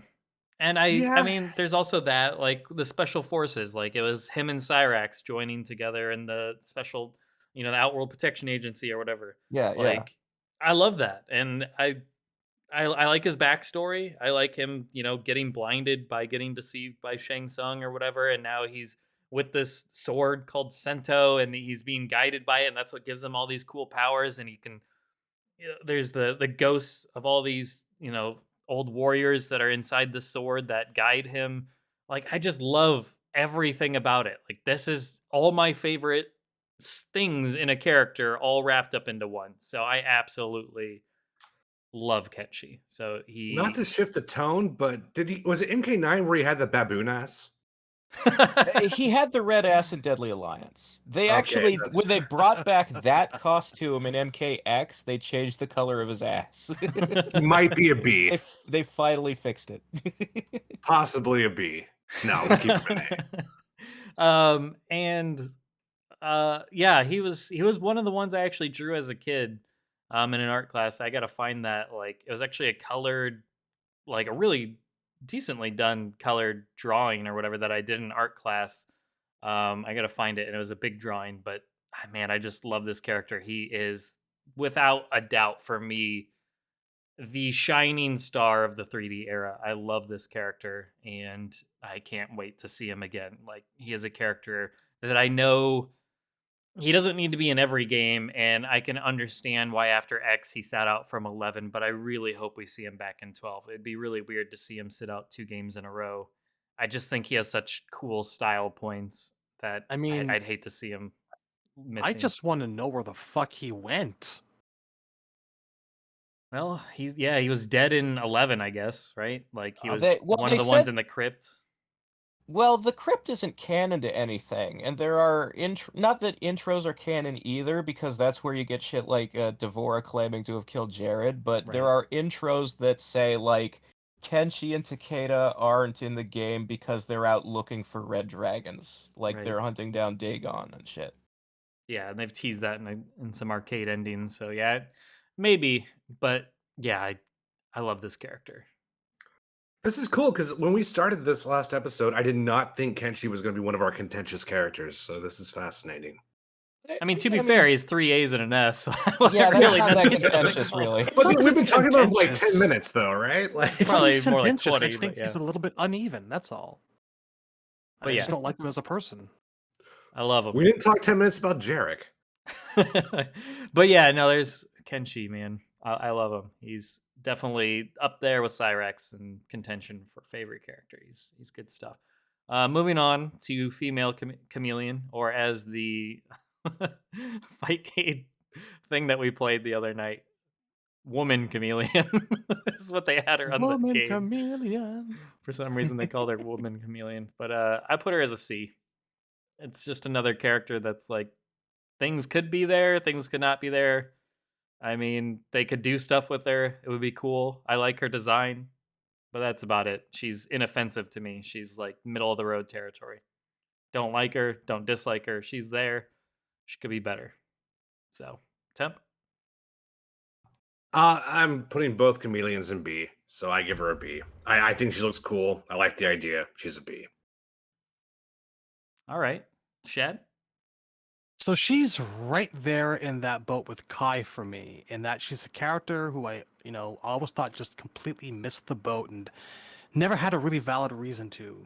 I consider her full part and parcel of the Mortal Kombat trilogy roster, as legitimate as Rain ever was. Like, not only is she like this gigantic window into a whole potential plot twist for Reptile, she's the person that could turn him against Shao Kahn. I've always just thought how great it would be for someone to like be on like the side of the good guys who's actually not from Earthrealm, that JRPG character from like the land of the fairies or whatnot, like as like a fully fledged good person. I think she could add a lot to the main roster if she was given a chance. And I think that, they don't really know what to do with her apart from having her occupy that same clone katana Jade Molina's move stick all the time, which she doesn't really have to. Interestingly enough, she had Tanya's Fireball too in Armageddon, and they maintain she's not a ninja. But anyway, I'm fully in favor of bringing her back more than the male chameleon and giving her her own unique original moveset, making her look amazing, and she could look so amazing now. I actually, she still looks good in Armageddon along with the male chameleon. They did a really great bang up job with those guys, like we were saying for him earlier. Mm-hmm. I really want them to give her another chance because she could be phenomenal in visuals and presentation in terms of plot. Huge missed opportunity. The only thing that keeps her down for me is that that she's been in maybe 2 games and we just know a little bit about her. It's more about what she could bring to the table rather than what she is again. So she's a very high C for me. She's top of the C's. High C's good to drink, especially. Delicious. Razor? Yeah, I give her a C. I mean, I feel like giving her a C is slightly devalued by the fact that Male Chameleon ended up as a C, because I gave him a D. We'll put her ahead here. Okay, that's better. That's better. The important thing is she is the better of those 2 characters solely because she has a bio and he doesn't. Sure. Yeah, I think this is one of those characters where it's like the potential is obvious, but unlike someone like a Darius or Dairu, there is more than just potential, because she also has a really cool look. They don't have to like redesign her visually if they bring her back. She's already got that at least. Right. And I also think, so if you introduce Male Chameleon into an environment where you are, putting them in a cinematic story mode and giving them a bio and ending and, all treating them like a fully fleshed out character. you have to explain why he can copy the ninjas, and then you have to explain why only the ninjas, though. You know, like Shang Tsung can copy, but he can copy everybody. Shujinko can copy everybody. Why is Chameleon restricted to only people who dress like him? But with female Chameleon, it's way easier because Kitana, Melina, and Jade just use enchanted weapons. So all you have to do is say, well, she used her invisibility to sneak into the bedrooms, and she stole a fan, a sai, and a staff. And that's why she has her moves. You know, I've actually always pictured her as like this, like, long-standing traveler of realms who's just kind of on the run from Shang's goons who are trying to eliminate the last of her race, and she's got like a bag of shit over her shoulder. She doesn't actually live anywhere in particular. She's always traveling, always moving. I could see her as like being a weaponsmith easily. She's good with everything. I mean, there is an interest. You could sort of play her as like Soul Calibur has the character Edgemaster, whose gimmick is that he is an expert with every weapon that was ever made because he's like an old hermit who just studies the martial arts. And that's all he does with his life. And so he can use every other character's moves. Yeah. And he is like the Mokujin or the charade or whatever that game where he can cycle through them. Female Chameleon could be that. Like she's Edgemaster. I would add to that, and I'm not saying I'm for or against this idea. I'm fairly neutral. But technically, in theory, all three of the female ninjas could have been trained by the same person. But the problem with that is you have to make Chameleon with a K work for Khan, which I don't know if I love. But it's technically possible that they all were trained by one specialist. That's a pretty cool idea. She doesn't have to be the one who trained them, but she could have trained under the same person they trained under. Okay, yeah, I can see that. That would also be like, hey, where did you get those clothes? And it's like, well, everybody he trains wears this shit.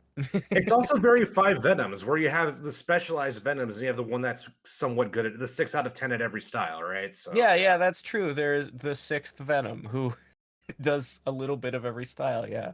You know, now that we're talking about this, I kind of really want to see like Shao Kahn's chief weaponsmith as a character, the guy that does the training. His own personal trainer.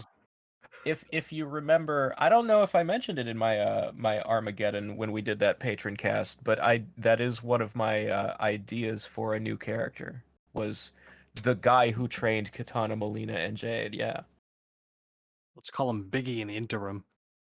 I wanted like an evil Bo Raicho was what I was thinking of, you know? Yeah, that guy does not have an opposite.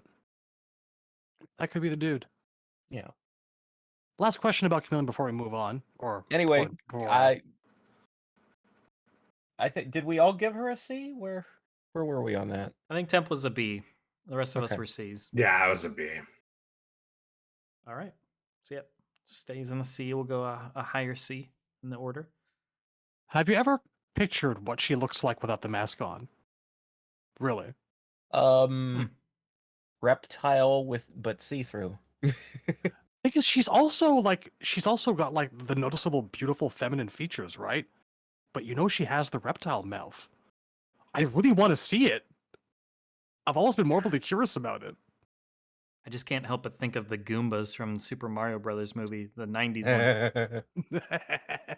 I don't know. I mean, I'm all right with it. Honestly, like, I'm one of those weirdos who thinks Melina, even without the mask, is still kind of cute. So, yeah. Well, you got that right. The weirdo part. That makes one of us. Oh, man. Disturbing. I mean, that's why they gave her those fucking lips, so that more people would be able to agree with Temp. Temp doesn't want that, though. He wants it. He you want real Melina, don't you? I can go either way. I'm not terribly picky, to be honest with you. Well, I actually find real Melina more attractive because there's something like I know when I'm being pandered to, and it disgusts me. Well, the thing is, like, MKX Melina is almost worse because I can just picture her with her mouth closed and like gum is falling out of her cheeks and stuff like that. I don't like that. That doesn't work for me. Yeah, it's kind of Devora-ish in a way. I don't. Like she is like she's more gappy in X. Like when normal Melina closes her mouth, even though she doesn't have lips, at least all the space is filled, the teeth interlock. But MKX Melina would totally have food falling out of her cheeks if she was chewing something. It's a How does weird she conversation. Yeah, how does she drink? All right, Walking into Riggs over here. Razor Kentaro. B. I like him as much as Goro, but our final score together came out to an A for Goro. And I guess it wouldn't quite be fair to put Kentaro on the same level as Goro, because Goro has gotten to be in way more stuff and sort of had time to be fleshed out and show what he's capable of, whereas Kentaro is so far very much an undeveloped cipher who just has a cool look and seems stronger than Goro. Yeah. I would really like to see them, they established this whole racism thing of like, well, the Tigrar are like the minorities of the Shokan, and they're, looked down on and treated poorly and stuff. And I'd like to see Kentaro, sort of be like, well, fuck the rest of the Shokan. I'm gonna get mine, Right. All right, Shad. Well, I think I've said it before. He's my personal favorite end boss. And I agree with what you just said, Razor. Thing is, I also have to keep my expectations in check. I would love to see them, like, elaborate on all the Tigrar and Shokan stuff. I don't ever actually expect it to happen. In the meantime, it's nice that we have it. What I do want is just for him to be around more often, be part of more cutscenes, just to have more dialogue, to exhibit more of that personality. Like, the best we ever got for him was, like, Battle of the Realms. Ever. Really. I was so grateful in MK9 when he burned Cabal just because he had something to do. Doesn't make him a better character, but I was just happy it happened, Because he gets nothing. He's just the other guy that they don't quite like as much as they like Goro. And I've always gotten the sense that, they wanted to make him more feline, and we've seen that here and there, back and forward, and I don't think that they're ever actually fully happy with him, which is a shame because I think that he's way more realized than they give him credit for. I think just what hurts is that whenever they sit down and they're like, well, we should bring one of the Shokan back, and then they're looking at the Shokan and it's like, it's Goro. It's gonna be Goro. Yeah, and it really doesn't always need to be. Now that aside, it's one of those instances where you fight someone and they beat you so badly that you have to go back to the fight and you love fighting it. I love fighting Kentaro every time I go through MK2. It feels like a death match. It feels bloody and nasty. It feels like it could go either way at any second, and it feels personal. I love fighting him more than almost anyone else in the entire series. He's a cheating prick. Yes, he is, and it's great. How are you gonna, on reaction, get hit with Lou's Dragon Kick and throw him instead of taking damage? That's bullshit. That's the kind of shit I want to see him do in an adaptation or a cutscene, He should have a parry where there's no animation. You don't know he's parrying. You just hear the third strike sound effect and you're on the ground. Yeah. But all that said, much love for the guy. He's a high B. I think he's up there with like Baraka and Ashra. I'd scooch him up a couple notches. Okay. So we got 2 Bs for him so far. Temp? I have him in B as well. I think the only reason, because you've noticed that if there's a character I have a bias towards, they usually find themselves in A if they should be a B, or they find themselves in B if they should be like a C, right? Kentaro, I think what holds him back is really just we've never really met the guy in depth. He hasn't really had a lot of time to shine. He's so paradoxical in the sense that, I know it's hard to say new things when you've been doing this for so long, but he's the sub boss of the MK game, the most like iconic and definitive Mortal Kombat, and he constantly gets forgotten. Like Razor said, mostly because of Goro.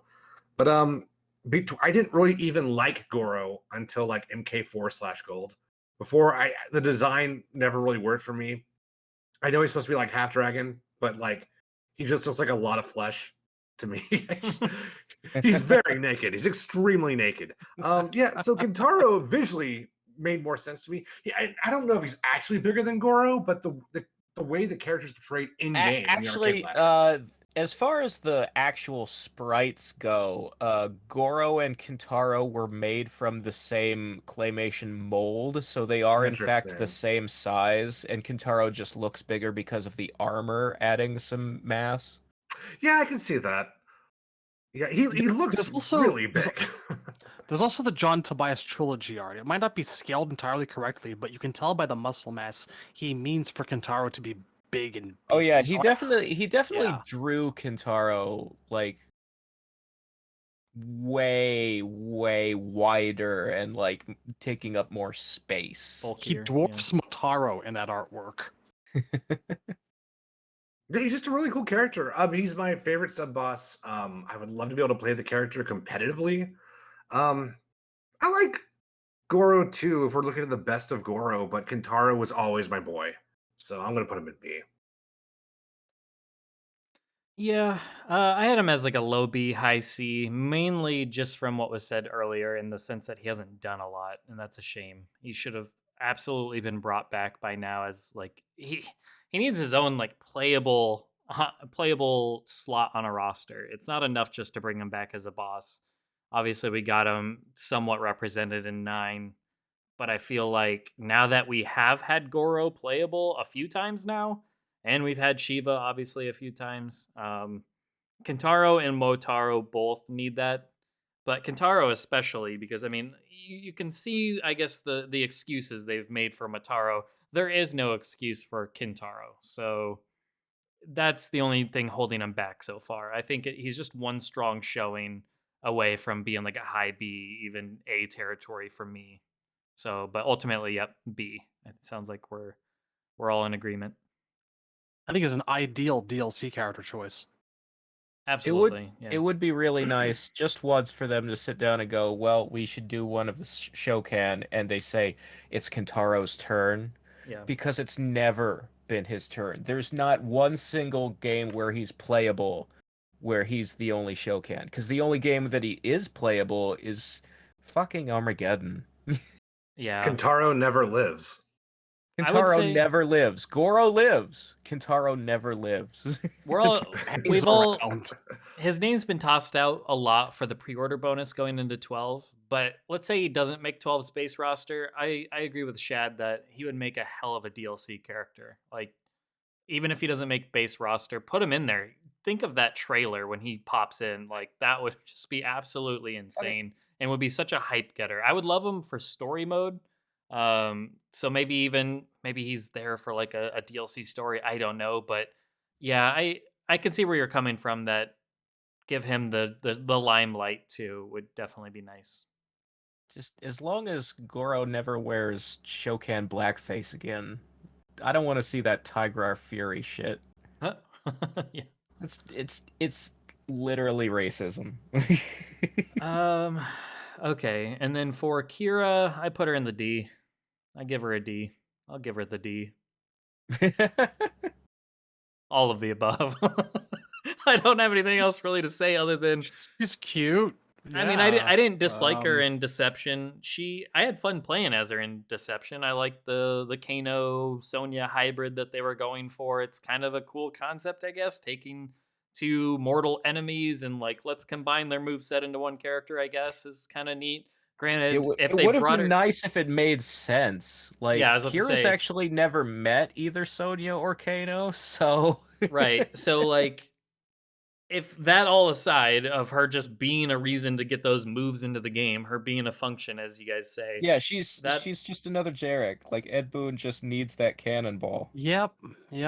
but that all aside, if they brought her back, I would imagine they just take a completely new spin with her. I don't think they're going to do this like here's the person that uses Kano and Sonya. I don't think they would do that with her. They would completely reinvent the wheel with her gameplay at least. You could keep a majority of her look is perfectly fine, but yeah. So I give her, a strong D, but yeah, that's about it. Don't have much else to say. Temp? I give her an F. I actually think I like Jarek better than Kira. Because Whoa. Jarek, I would giggle at Jarek. Kira, I just feel nothing. I think of nothing when I see this character. There's a lot of characters who lose points just because, like, in a game of cryomancers and gods, this person is just a dude. This person is just a chick. She's just a person. Like she's a very highly trained person. Even if you're going by like the bombshell like approach, there's more attractive women in the 3D era. Like Natara outclasses her, Lee May outclasses her, Jade and Katana outclass her, Melina I just feel nothing when I look at Kira, so she's an F. All right, Shad. It is very literally the Jarek problem all over again, but worse. Like, the only thing that stands out about her is the fact that she has this like kind of interesting background as an underground weapons dealer in Afghanistan disguised as a dude. But yeah, sure, she's got balls, but what Black Dragon doesn't have that. And she's always brought up in the same breath as Kira and Cobra. I'd like to see Kira and Cobra back, and maybe they could just do a little something for both of them. And I kind of feel like if it weren't for the few aspects of Cobra that really hit home, we wouldn't even be bringing her up. Like, total revamp territory. Like, if you're gonna bring this character back, she needs to be recreated from the ground up. I'm tempted to say F. Because at least Jarek makes me laugh.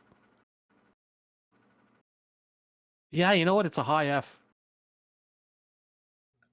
I agree 100% on Jarek. Jarek has a charm, for better or worse. Kira has nothing. Score 1 for the J-Man. Yeah. Don't give him the validation of calling him the J-Man. The Jarek. The Cliff Scaler. The Knife Making Tosser. copies. The Eye Lasers. This is a bad bit. I don't Yeah. approve of this He's a bit. fish today. Jarek bumped up to C. I'm just kidding. All right, Razor. All right. So I am not gonna give her an F. I could give it. Here's why I don't give Kira an F. It's because like I said, if I'm sticking to my personal rule of F is for characters I never want to see again, I think the old timeline games should get remakes. So I actually can't give anybody who was in an old timeline game an F. But I can totally Lucky for give her. characters from X and 11 Fs because those games don't need remakes. But I when Deception first came out, I kind of liked Kira. She is a completely nothing character. Her moveset should not be. If you were to bring her back, you would in fact have to delete all of her special moves and create new ones from scratch. I actually don't think that's hard to do because since she's an arms dealer, just give her a fucking machine gun. Some grenade tosses maybe, something that involves fucking automatic, the weapons that she sells perhaps. But as far as what's actually there, her costume design is just bland. It's vaguely a biker chick. But before Scarlet existed, Kira was the only redhead in the series, and I like redheads, so that kind of gets her a few points automatically. So it's a really low D, but it is a D. I would also give her the D. I mean, if I look at her and I squint, she's kind of like a James Bond villain henchman. Yeah, she Like kind of got Xenia on that the top. Xena. Yeah. Yeah, Xenia on a top from Yeah. GoldenEye. Yeah, just a little bit. I mean, if you're gonna give one person like a thick Russian accent, I could see it be her rather than Scarlet. Yeah. All right. So I think that solidifies her as D tier. Katana? Katana is an S. All right. you know what? I'm not gonna go into a thing. It's Katana. It's pretty obvious. Shad? Agreed. I was tempted to say very high A, but I honestly can't think of a single thing that I dislike about this character. I do at times wish that, things had gone better for her in the new timeline, and we'll get to that later. But if there are any shortcomings in her plot, they're not her own. And one of the great things that 11 finally did for her was have her take down Shao Kahn herself. That was a moment very long in the coming. She's a classic. Through and through. Temp? Yeah, I don't have her an S, but she is definitely an A. I think I don't have anything bad to say about her. She's had a lot of great costumes. Her gameplay has been very good. That to me, that might be the one thing that keeps her out of S for me is just the fans and like the air zoning were just never really my cup. I actually am one of the only people I personally know that loved her MK11 gameplay. I thought in terms of like how she animates and how she approaches the mid range, I thought she was one of the more interesting characters in that game. But her MKX stuff was also really good. I loved Assassin in that game. So it's like Johnny. She's missing that one thing that pushes her right into the S. But she's a great. Like I said, all my A's are fantastic characters. So I give her an A. But she's awesome. I would make 2 adjustments to Modern Katana. I would have the original fan lift back. No more of this like slight cloud of air that propels them up about an inch. Because I like the original. I like what it did. And a bit less square wave ass. It's very silly. See, I think the butt bump is an objective improvement to the square wave because it allows her to use her fans to propel herself. Yes, but it could also be a kick and not her ass. That's the only silly part. It is funny that's a crushing blow. So the body language on that, having your arms behind you, pushing wind, and then sticking your leg in the opposite direction is hard for me to envision. I can. I picture her tucking her knees in as she lifts as she waves the fan down, and as she's moving forward after she's airborne, juts the kick out as she flies into them. So it's the momentum of her moving and outstretching her leg. See, I think what you could do, kind of an in between of these two ideas, if you don't like the ass, but the kick feels maybe too clunky or weird or whatever, you could have her do the fluff behind her, like arms backwards, pushing herself forward, and do like the double knee, like the martial arts. I can't remember what like sweet movies where guy just runs and just double knees into somebody's face. You do that, so she does the fan push behind her and just puts both her knees up. Would be pretty cool. That could work. It could. I think that would look sick and would be a cool crushing blow to just take double knees to the face. But yeah, for me, she is like right on the cusp between a low S and a high A. I think I'm gonna settle on high A. It's not gonna matter because between all of her scores, it's gonna push her up to S tier anyways. But I mean, I have nothing but glowing things to say about her MKX appearance and gameplay. She was my main she was never my favorite character throughout the entire series. I didn't dislike her. She just, like, for the longest time, I liked the 3D era females more than I liked the trilogy era.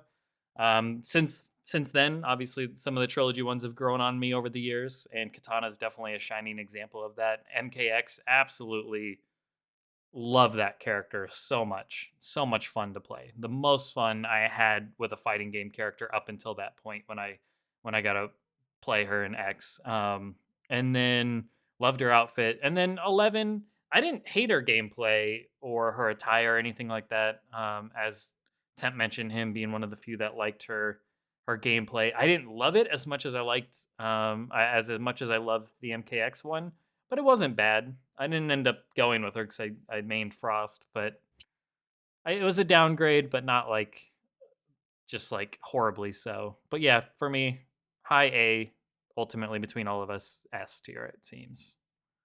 So that seems reasonable.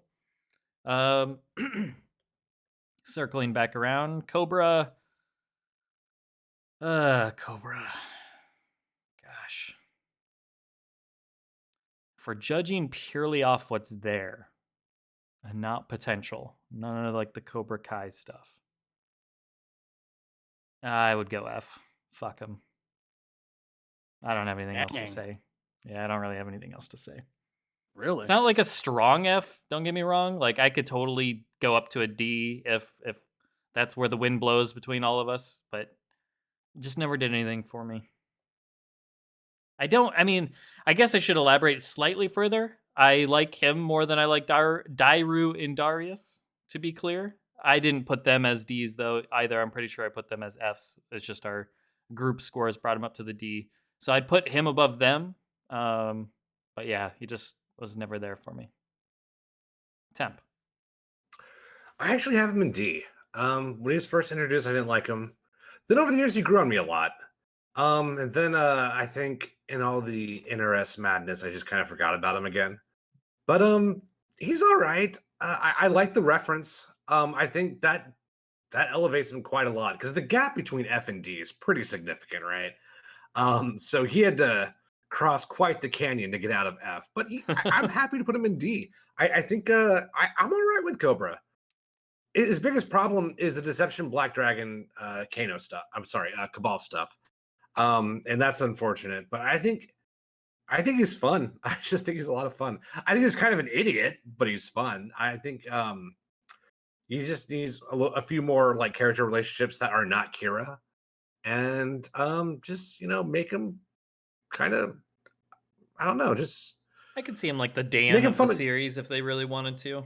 Make him Maybe this, I think like the goofy, silly martial artist, not like the Johnny Cage, like lovable idiot, but more just like the idiot that's that is one also avenue. I think lovable, there's I guess. I think he's fun. There's something about Cobra that's just fun to me.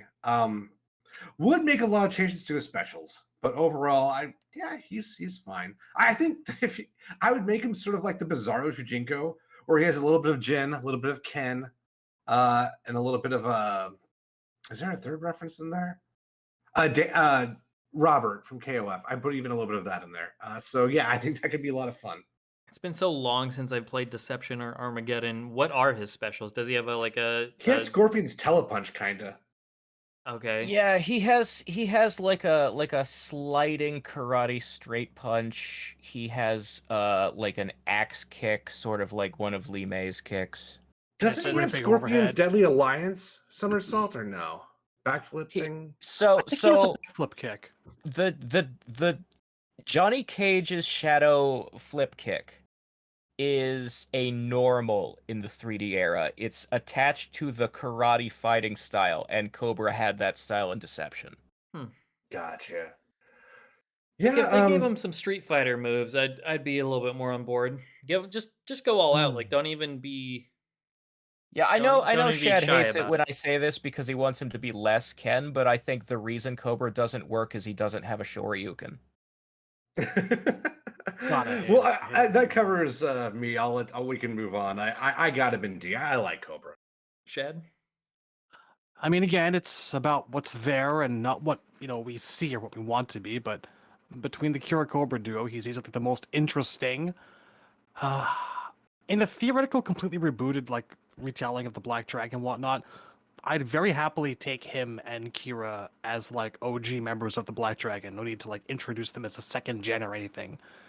They could make them work. But as for him himself, like Razor just said, I want him to be less obviously Ken, I don't need him to have fire. I feel like there's every possibility there. Try not to talk about this, but you could have as interesting a kickboxing or taekwondo character, or whatever he's practicing, as like the guys from KOF or Tekken, or MK still really needs that guy, and it's him. It really should be him. I just figure he should be, I don't know, more poisonous, dirtier, scragglier. Just want an MK with a blonde beard or like a goatee. It could be this guy. I just need him to be a bit less Ken. So I like him. I like what's there. There's a solid foundation. There's a good base, but there's just not much of anything else. So it's a high D. Yeah, I was wrong. I would have put him as a D. I just checked my notes. I shortchanged him. But that's 3 Ds. Yeah. Look at all those So, wolf dragons sitting next to each other. so the thing is, like, visually, like costume design wise, I fucking love Cobra. So by the time this comes out, our latest patron cast will have gone free to view for everyone. It will no longer be an exclusive. And it's about Cobra, and so we go all into like what I do and don't like about him, what I would and wouldn't change. So I'm not gonna repeat too much of that here, but the gist is that I fucking love the Johnny Lawrence Cobra Kai stuff, and I think my favorite thing about the Mortal Kombat franchise is the kung fu movie elements, the stuff that where they base characters on various films, and then they like make it all fit together in a way that sort of goes beyond just being a ripoff of that movie and makes it into also a character that makes sense for the Mortal Kombat universe. And I think that where Cobra fails is that his moves were just boring. He wasn't as fun to play as he looks like he should be. He doesn't like you look at him and you see, oh, he's the karate bully from the 80s movie, and he plays like karate, but the most stiff and boring version of that. And if they just, if they didn't run and hide from the Ken stuff and they just gave him Shoto clone moves, I think that you'd have a more fun time pressing the buttons. And also, it is kind of a bummer that he's sort of shackled to Kira and all that kind of stuff. So, like, if I were just rating his costume design, he'd be a B or a C. But because he's got lame moves, and also I really hate the part of his story where he's like a karate-based serial killer. If he was just like MK1 Johnny Cage, but for the bad guy team, that would be amazing to watch. But the serial killer stuff is so dumb and edgelordy, and you can like hear the drop D gent riffs. Yeah, it takes him down from a B or a C to a D. So I give Cobra a D, and I wish I could score him higher than that, but I can't. I kind of would. I was gonna say I wouldn't mind him being like a very silly, like Dan-like character where he's just like so. Well, see, I don't even want to treat him that much like a joke. I genuinely want to see someone act like Lyndon Ashby, but they've been recruited by the bad guys. Sure. No, I'm just saying for me, I almost kind of like the idea of like this silly character that's just like so lighthearted and fun. He's just there for a good time, but he's secretly a serial killer behind the scenes. See, I was going to flip that upside down. I was going to, because all the Deception bios are written in first person. So to me, the serial killer stuff could just be what he tells people. But when actual violence goes down, he's like, holy shit, what the fuck? That, I think you could take that angle as well. Well, I mean, to be like there is some of it that has to be true, because the whole reason he was recruited by the Black Dragon gang is because like he had been like killing people and got arrested by the cops, and they were freeing him from the cops. So like a while, but that makes sense. But like, I would just like, there's an easy way to soften it without changing it. Like, instead of having him be like, I had to know if my moves would really kill people, so I started killing people in the alleys with my karate. Instead of that shit, instead of that bullshit, you just have him fight in like, underground cage matches for money. That's it. Yeah, all right, fair enough. Just do that. Give him a reputation as actually a guy that does kill people. doesn't like agonize over it, but like, I mean, I'd hey, kind of like to wow. see it as a thing of like he was doing like the cage match for money thing, and he snapped a guy's neck and he didn't mean to hit him that hard or whatever, and he's like, "Oh shit, I killed a guy. Fuck, what am I gonna do?" And then he's in the back of a squad car because he killed somebody, and it's the first time he's ever done it. And then the next thing he knows, he's hanging out with fucking gas mask hook sword guy and an arms dealer, and they're like, "We're going into this magic world of monsters and you're going to kill people with us." And he's like, "Fucking what?" I mean, exactly. I like that. That's kind of what I think they should do. That's close enough to my idea. That's pretty much what I think they should do.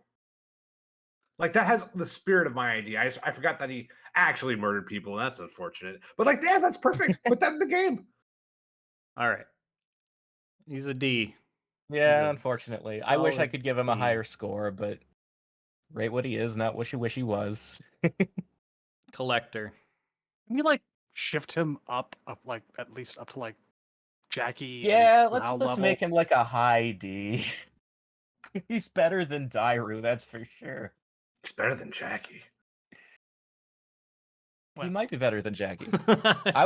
I gave Jackie an F, didn't I? Yeah. Or no, I said almost. No, an yeah, F. okay, She's that's right. almost an F. Yeah, Cobra's higher than Jackie for me. Is he higher than Sue How? I think so. Yeah, I have him significantly higher. Maybe, yeah. I mean, All right. Well, collector. okay. Collector is a mid-range D. I think his design and story are a really like creative addition, and they fit right into the realm of Outworld and all the other monsters in it. And I think it's really, really good as an idea, world building wise, to start fleshing out like the jobs people have in Shao Kahn's regime that aren't just military. But I don't ever want to play as Collector again. This guy was born to be an NPC. And I don't mean that insultingly. I think he's an amazing NPC, but his moveset is a mistake. Yeah. Like, even in the best case scenario, it's just boring.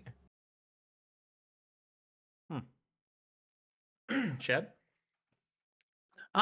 Yeah, I'm right there, but I rate him a little bit higher actually.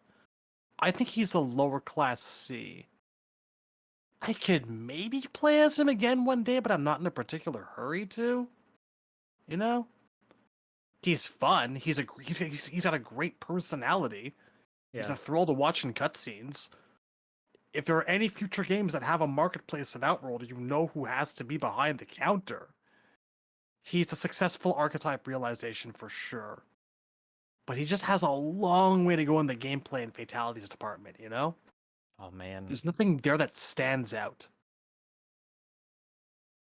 So yeah, high D or lower class C. Tim? I have him in C. I think he's all right. I don't have very strong feelings on Collector. I was hoping that the design would look better than it did once we saw it in motion. Yeah. But he's cool. I think the big problem with Collector, though, is they were trying to do that sort of Dalsim esoteric fighting style, and that is just by its very nature restrictive. So he can't really do something that a Sub-Zero or a Liu Kang can do. He's not built for that. And that makes him very hard to be fun. It also makes him very hard to be balanced. So he kind of ended up being janky and low tier. But I like the lantern and the chain. I think that's cool. Yeah. I think that's all right. I would hit someone with a lantern. Yeah, I thought the it's blue tight. fire was tight. I generally like chains, which is weird because I don't love Spawn, but otherwise I generally like chains a lot. So he's all right. It just do I want to see him back? Not really. I think I like his lantern more than I like him. So he's all right. He's a C. I don't really feel strongly one direction or the other. You know, in a weird way, I feel like it would almost be better if he just had if he just relied less on the lantern and just relied more on like a random bag of shit that he throws at people like Faust and Guilty Yeah, Gear. Well, yeah, an RNG character. The concept of the character seemed to have been the idea that he has all these like magical like artifacts, all these like low tier items that he's collected over the years that he keeps in his bag, and he can just pull out whatever random thing. But in practice, I don't think like the MK universe has enough established magic items in it that aren't, major plot devices for him to pull out. Like, if he had yanked Sub-Zero's MK4 Ice Club out of that bag, I would have been all in. I feel But like he could. He could. Yeah. You can Greebles throw like and a reptile knickknacks and doll. like yeah, like Scor's gun and shit. if the stuff he was collecting in that bag was recognizable without being, where did you get a Kamidogu? That would be more interesting than, I don't know, a pair of knives. 'Cause that's really all he ever pulls out of there is the same two knives. We could argue like all the the amulets he throws out are all like replicas that Quan Chi was using. That could be fun. I mean, just I don't know. Yeah, There's cool things you can do he's there. got a bunch of like fakes and reproduction. They all explode no matter what. He's the guy you pass by when you're walking through Times Square who's got he opens up his coat and it's a bunch of sunglasses. Hey man, want to buy a Kamidogu? Yeah, I had him at a C, so that would make 3 Cs. And yeah, for me, I really liked what they did with him design wise and personality wise. You mentioned his fatalities not being so great. Was the fatality was it a fatality or was it a outro screen where he just stuffs the guy in the bag and then leaves and their feet are sticking out? I think that's one That of was his an win outro. poses. See, that should have been a That is my fatality. favorite That's win awesome. pose. Yeah, that's just awesome to me. I love the idea of them just putting them in the bag and their feet are just sticking out. Stuff like that's great, and I agree with all of you that definitely the gameplay could use some help. I like the lantern and the chain. I didn't hate his gameplay. It just wasn't necessarily for me. But yeah, I think there's a lot more potential with the random items coming out and just bullshit. Like you said, Sub-Zero's Ice Scepter or whatever is club from MK4. Like you could throw that in there and you don't even have to explain it because it's just like a little fun Easter egg homage to, the OG classics. Like I think there's still some meat on the bone for this character and I would love to see him come back. If he's not there for 12, perfectly fine. It's not like he's a must or anything. But I like him enough that I would like to see him again for sure.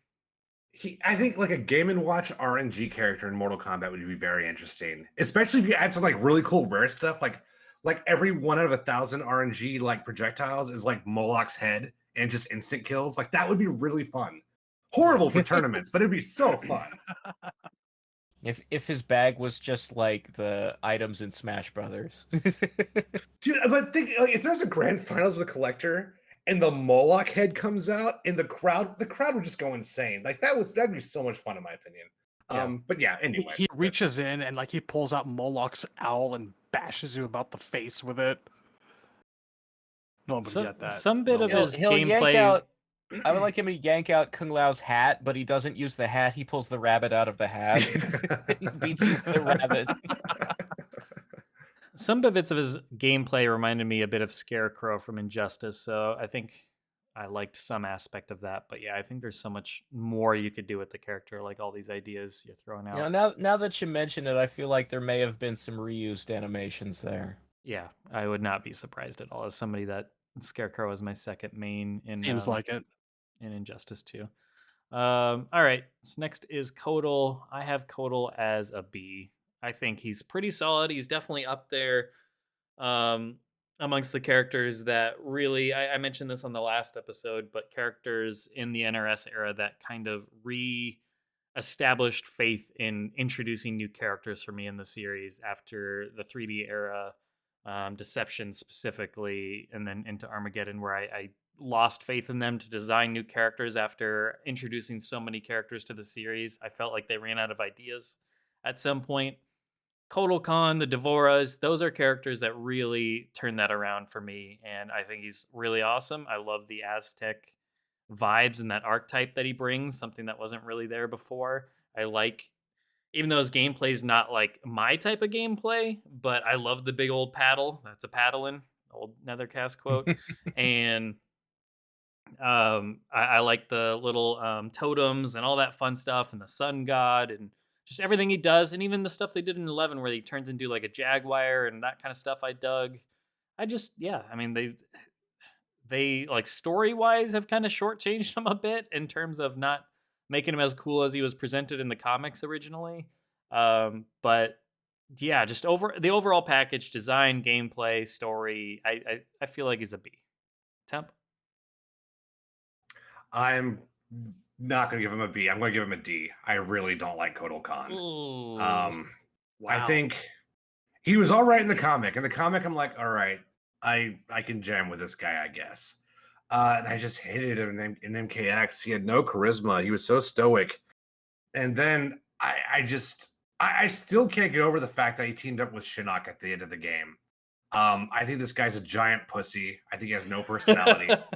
I don't like Kotal Khan. I think his gameplay is all right. I think each version of Kotal Khan has some merits, but I don't like being around him. I don't like his character. I don't like his personality. Yeah, so can you rationalize it? Is it grounded?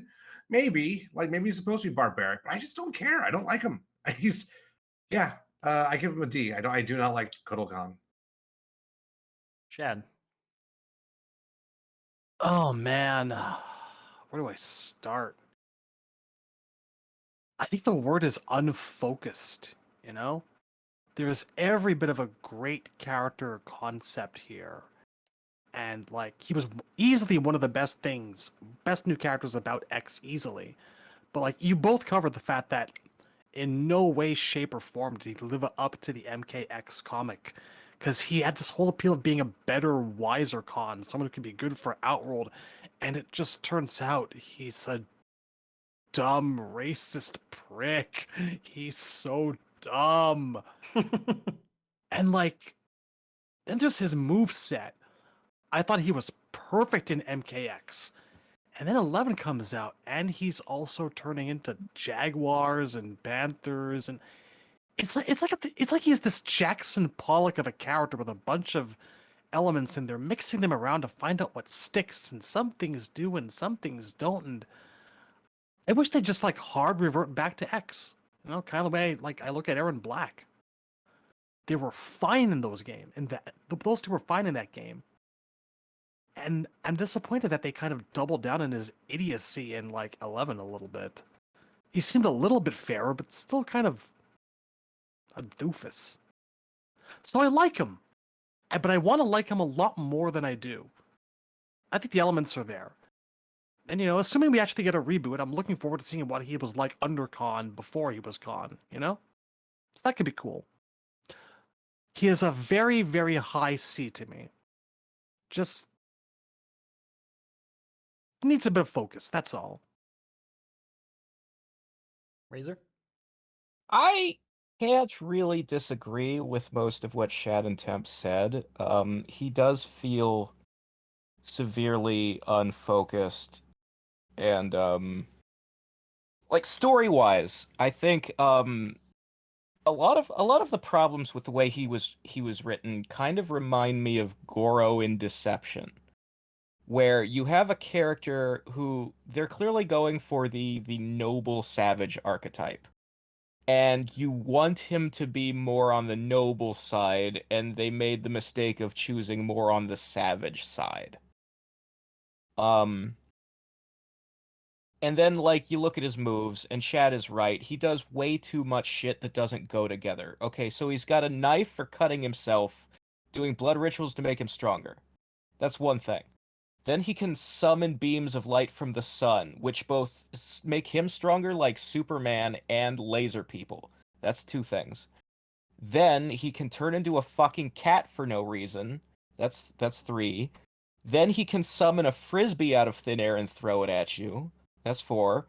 Okay, then on top of the knife, he's got a paddle and he's got two snake-shaped sickles on his back.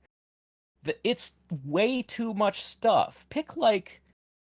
Just do the paddle, the blood sacrifice dagger, and the sunbeams. Just stop there, okay? Just And you know what? fucking narrow your focus. And you know what you do with all the rest of that shit? You put it in collector's bag. That's where it belongs. And then The cat.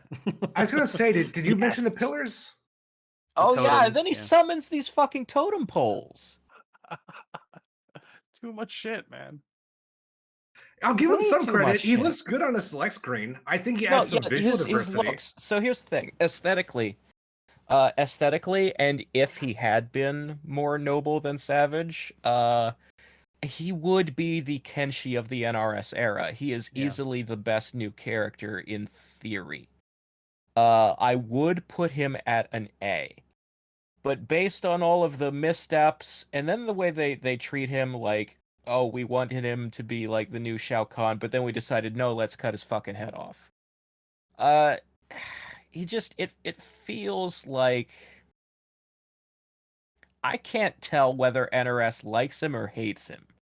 I But think they like him. I want to like him, and so I gave him a B. I think he should have been an A, but I gave him a B because of all the, the downsides.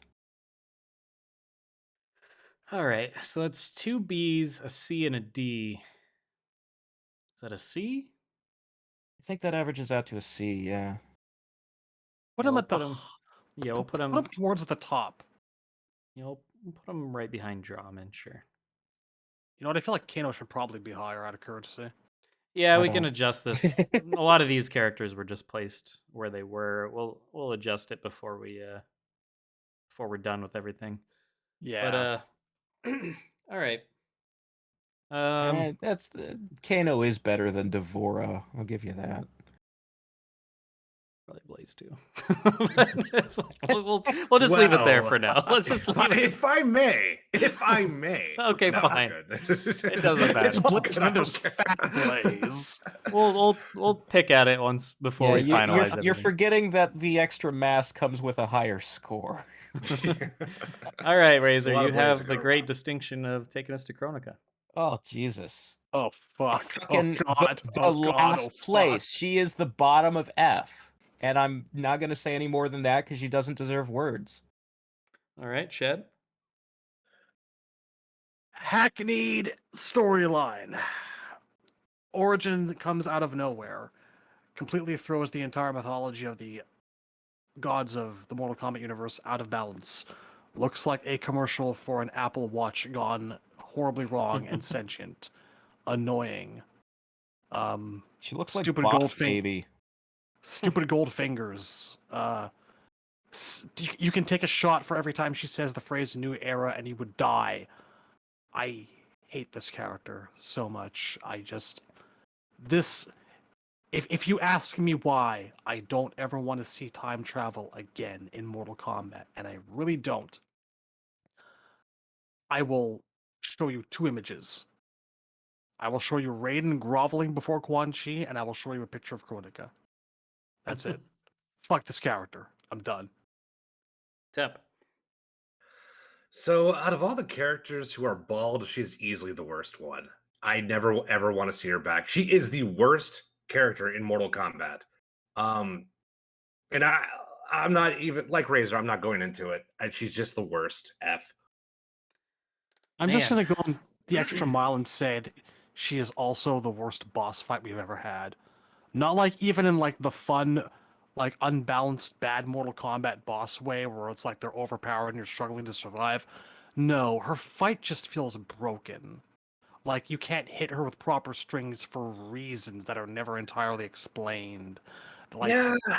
it's a half complete mess of a thing. I like the T-Rex running in. I'll say She that gets much. she gets to hit you with the maximum damage from MK4, but she does it after 3 hits. Ugh. So I'm gonna be the most kind of all of us, and I don't think that's really a shock because going into the game, I had the most positive things to say. I will say she's an F for me. That's not gonna change anything just because I do have some positives to say. She's an F purely just from what she represents in the franchise. From a storyline perspective, I don't want any of the time travel stuff to ever come back. I don't love the aesthetics that she brings onto other characters like the Sectors or Garrus and Jax and so on and so forth. I don't love that, or even Frost. To like the Frost skins where she had the actual Chronica stuff is not the ones I liked. I like the more cyberpunk looking ones.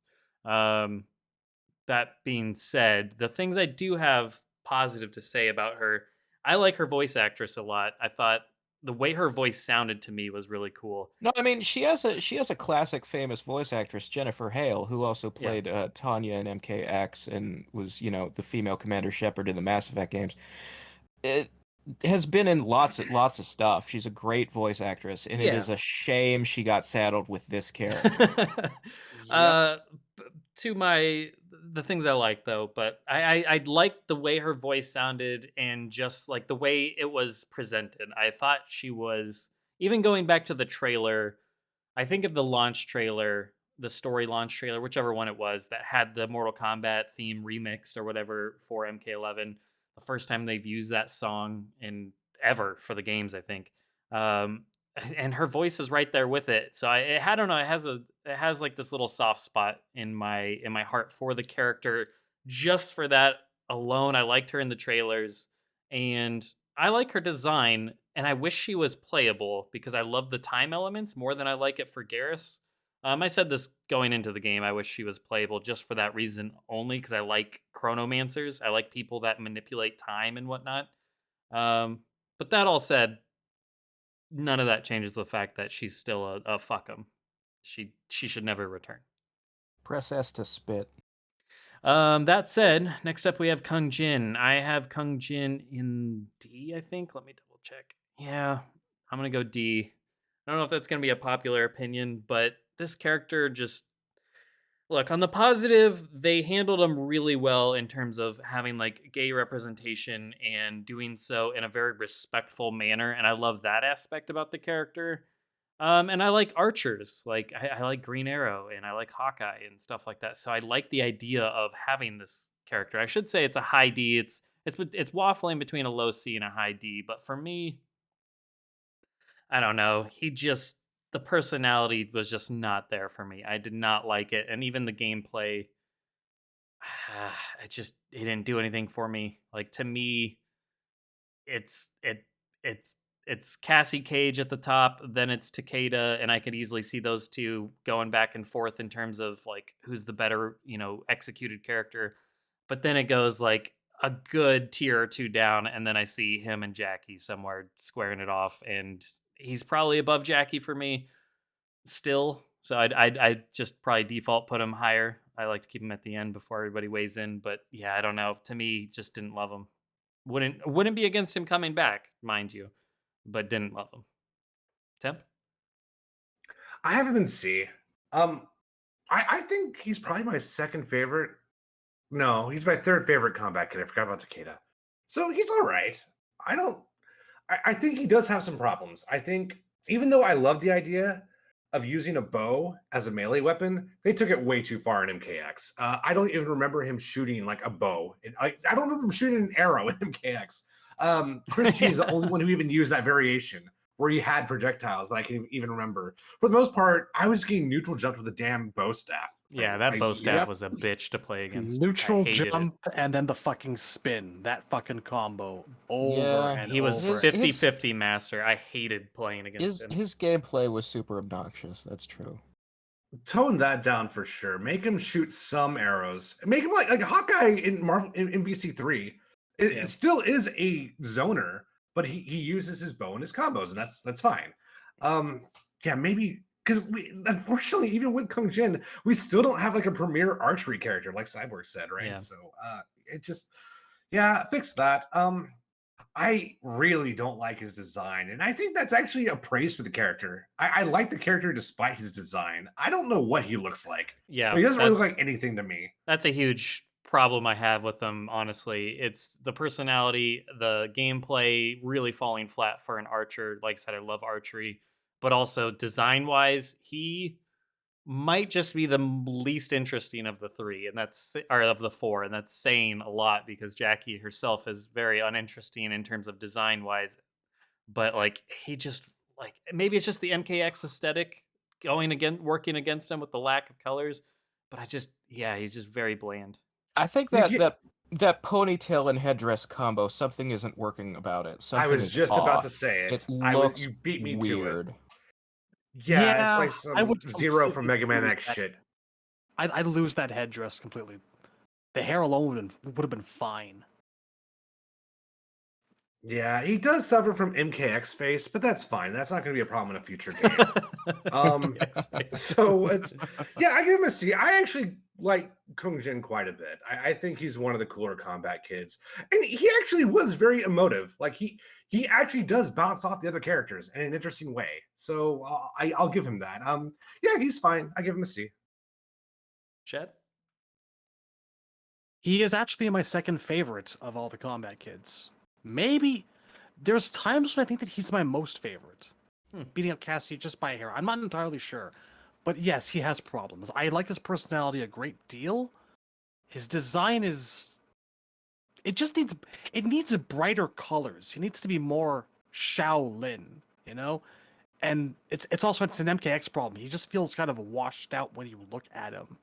And the headdress needs to go.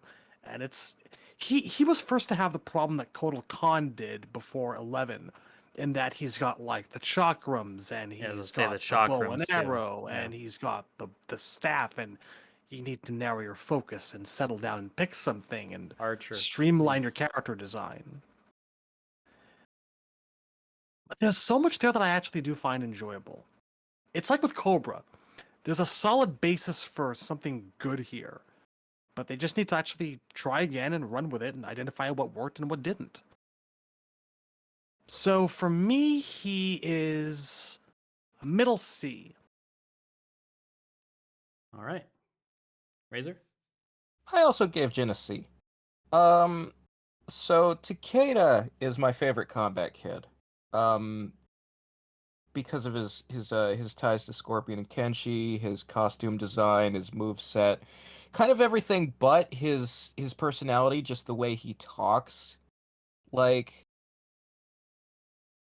what I like to see in like a 4-person team, my favorite like Ninja Turtle basically is Raphael. I like the guy who kind of argues with the leader and creates conflict within the team, and that is what Kung Jin was.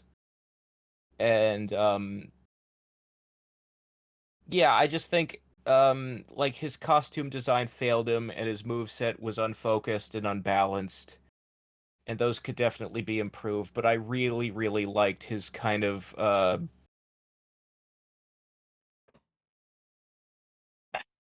I don't jackass, smartass, whatever you want to call it, the clashing against Cassie over who should be the leader of the team stuff. I enjoyed that actually. You can just say, cool but rude.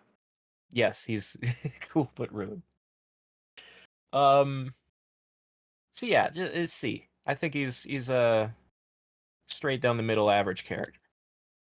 All right. It's interesting to do that style of a character, the cool but rude, and he's still very likable despite that. Like when he gets angry, it makes sense. He has. Well, good I also reason to think get so. upset. There's a lot of charisma to him for me that's based specifically in the fact that his voice actor is Johnny Young Bosch, who I'm a huge fan of, dating all the way back to when he was a Power Ranger. Who's also Zero in Mega Man X. Who knew? Mm. Yeah, no, I like Johnny Young Bosch as well. All right. Kung Lao? Kung Lao is a B for me. I think I think he's a character who deserves to be an A, but there's something holding him back. And maybe it's a combination of in the games where he's sort of not the jackass arguing with Lou, he kind of fades into the background, becomes forgotten sometimes. And in the games where he is the jackass arguing with Lou, he's arguing a little too much and he gets on my fucking nerves. I wish they could find a balance, and also to make him like actually like important in a story mode and not just the jobber, because he's weaker than Liu Kang is at fighting. I think that what would really, really help is if when he did get a win, it actually meant something to the character. Like in MK9, he beats Goro, who is the guy who defeated his ancestor. And you would expect him to go, finally, I have avenged my ancestor, to make something of it, to point it out in the dialogue. But since Nope. that chapter is more concerned with the fact that Liu Kang is trying to find and free Katana from being, imprisoned or whatever, they don't even talk about it. They just skim right over it. If Lau had moments where he got to beat major characters and it actually mattered to the plot, then it would be a huge step up for him. So yeah, deserves to be an A, is actually a B. Alrighty. Shad? Higher B. Definitely a higher B. I want to like this guy, but there's the guy that we used to have who seemed kind of this, like, if not soft-spoken, then kind of a Zen Shaolin monk. And then there's what he became after, starting with Shaolin monks a little bit and then increased to comedic lengths going forward. And I've always hated that. I would say it was high tier assholery in Shaolin Monks. It was toned back to an entertaining level where it was actually where it should be in 9. It was a mixed bag in X where you had the Revenant mostly, but you also had like the old man had some good intros, but was not canon. And then in 11, he's just as bad, if not worse, than Shaolin Monks. Yeah, I hate that. I just it bothers me that some people in NetherRealm are actually proud of that. Someone who shall remain nameless said, "Oh, this is the best retcon ever." I'm like, please stop talking. I hate it. I hate it so much. I don't care if Shaolin monks in Mortal Kombat are not Shaolin monks in real life. I can't buy a Shaolin monk that acts like that. It's terrible. And like, it almost knocks him down to a C for me because of how irritating it is. Because I want to like, I used to love this character. I really did. I still do. The moveset's always been like nothing to fuck with. It's amazing. You don't fix what's not broken. Like, taking the Ip Man influence for his martial arts in 9 and moving forward with that was an inspired decision that I loved top to bottom. He's fundamentally broken in terms of story to me, and he just needs to either, I don't know, stop dying in everything he's in, stop acting like an asshole, and get some center to him.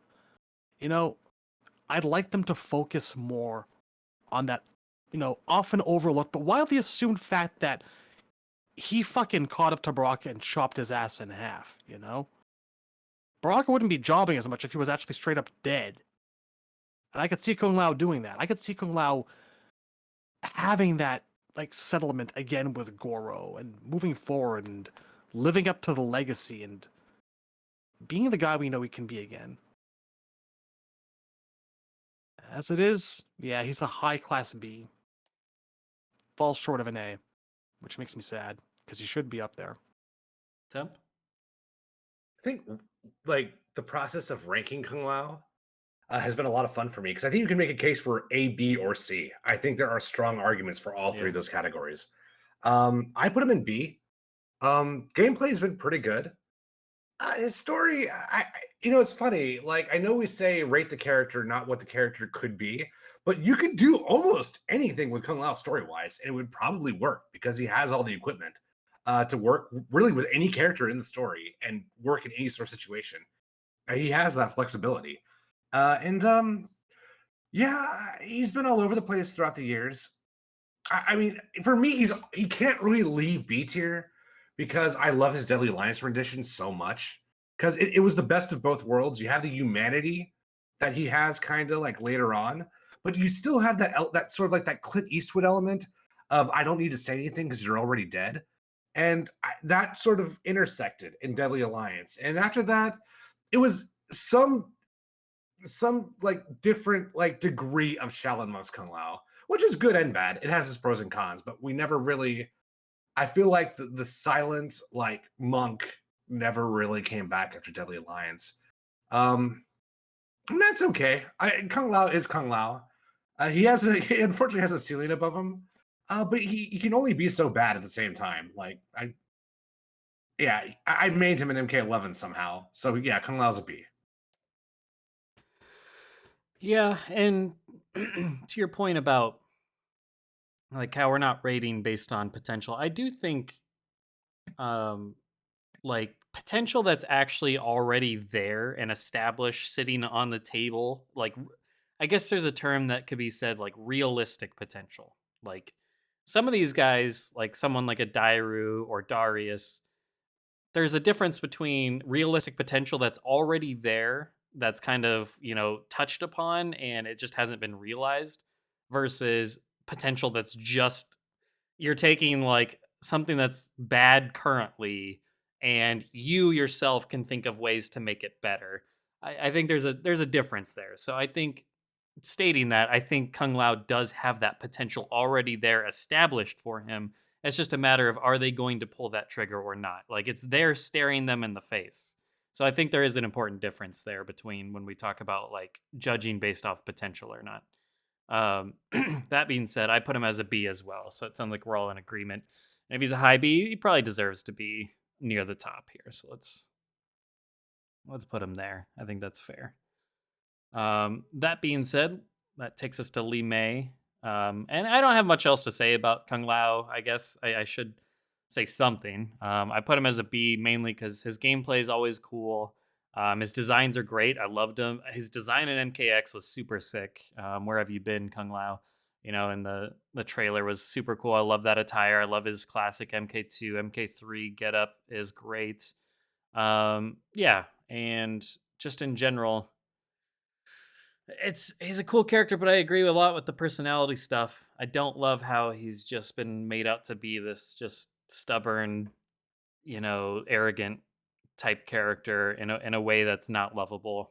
And he's just like the killing fodder basically is what he's become, I feel like. And it just, yeah, he could be better. And I thought your statement of A, B, or C argument could be made for either of those rings very true here for him, especially, which makes him quintessential as a B right now for sure. Some would put him in S even. I mean, I wouldn't, but I know people who would make them their S choice. Yeah. In a meta way, it's funny. You could have him actually elaborate a great deal about why he feels frustrated, in a nuanced way, of course. By just having him describe his own storyline, how do you prove that you're worthy of the legacy of your great ancestor when there's someone that everyone sees as better than you? I would also say that I think an angle that is part of the modern Kung Lao that they don't sort of do as much with as they should is that he's supposed to be much younger in the games, where he's sort of jealous of Liu Kang than he was perhaps in MK2. That he's a young guy who's eager to prove himself. And in a very similar fashion to Johnny Cage, I think the way his story should generally go is to have him humbled and then, sort of grow wise over time from there. And the problem is that they sort of, the way they write these games is they really want the status quo because they want the quips they want to be able to always write that dialogue. And so you have these characters who, like, actually, if you look at 11, Kung Lao was pretty tolerable in story mode, and he had some pretty decent lines. And it's just in the versus intros where he's completely insufferable. Yeah, very Right. true. All right. One thing I want to get across. Stop pretending he's the reincarnation of the original Kung Lao. I know it sounds cool on paper. That doesn't make sense. Shang Tsung ate that man's soul. Let it go.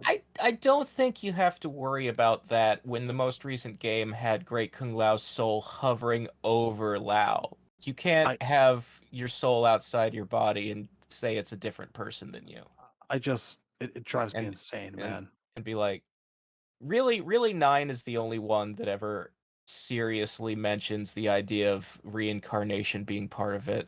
It And happened in the all versus of us dialogue know. too. So Some people there still want to try to make that stick, and I just want to tell those people, it doesn't make sense. Stop.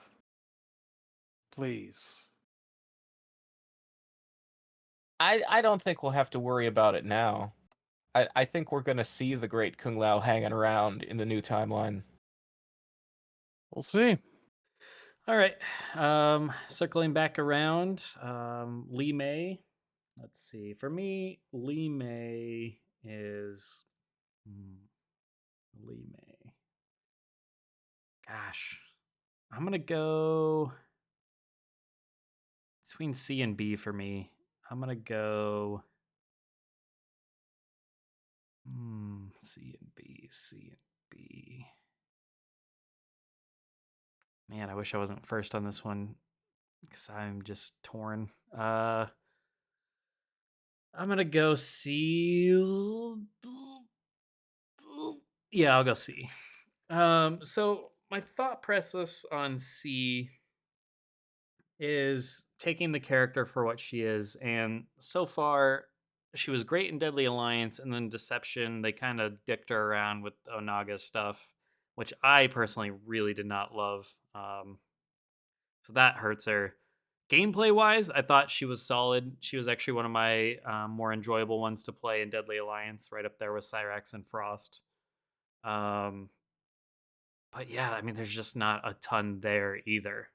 Even between Deadly Alliance and Deception, she's she's gosh, it's like an upper C, lower B, and I want to say it's based on what I think she could be. So I can't really push it any further than that. Um, yeah, I hope we see her again, just because I'm really curious what she would look like in a fleshed out modern 2D fighter where they packed so much personality into, all their characters and whatnot. I would love to see how they expand upon that with the idea that they go based on what's there currently. But yeah, she's a solid C for me. Temp?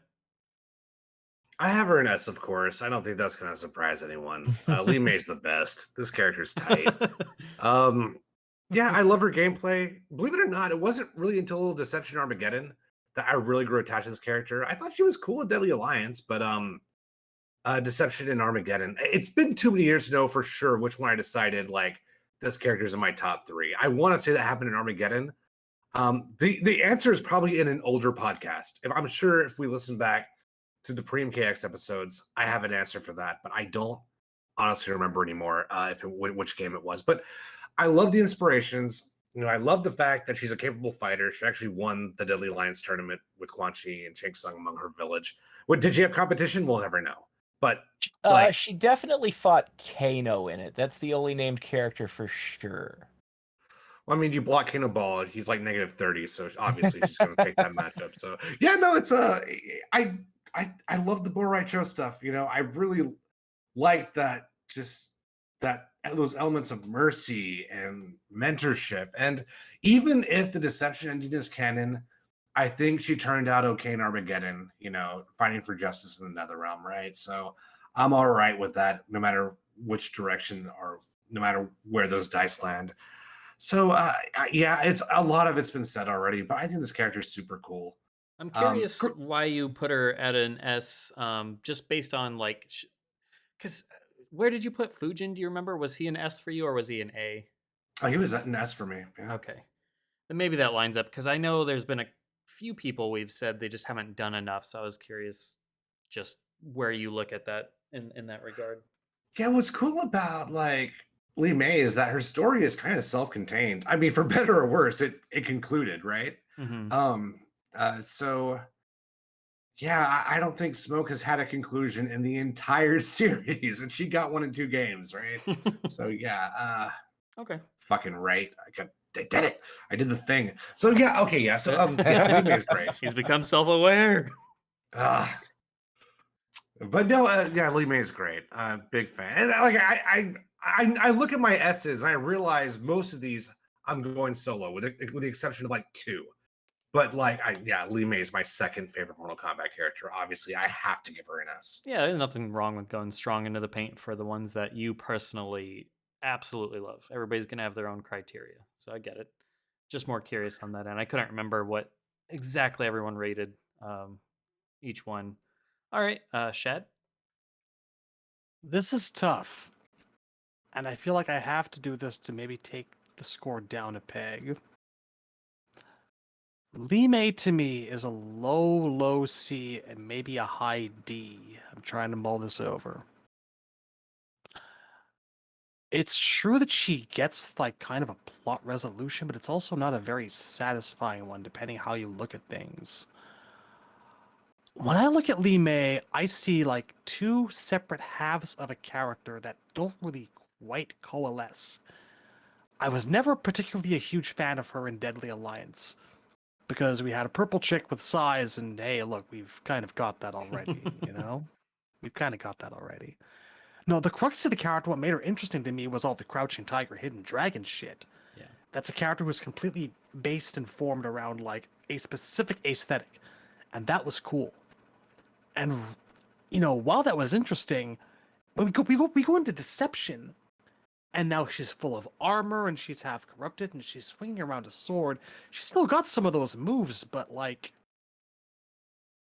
I don't know if they blended the two things as well as they could have. Great fatalities, sure, no problem there, but like, the story is so self-contained it almost works to her detriment.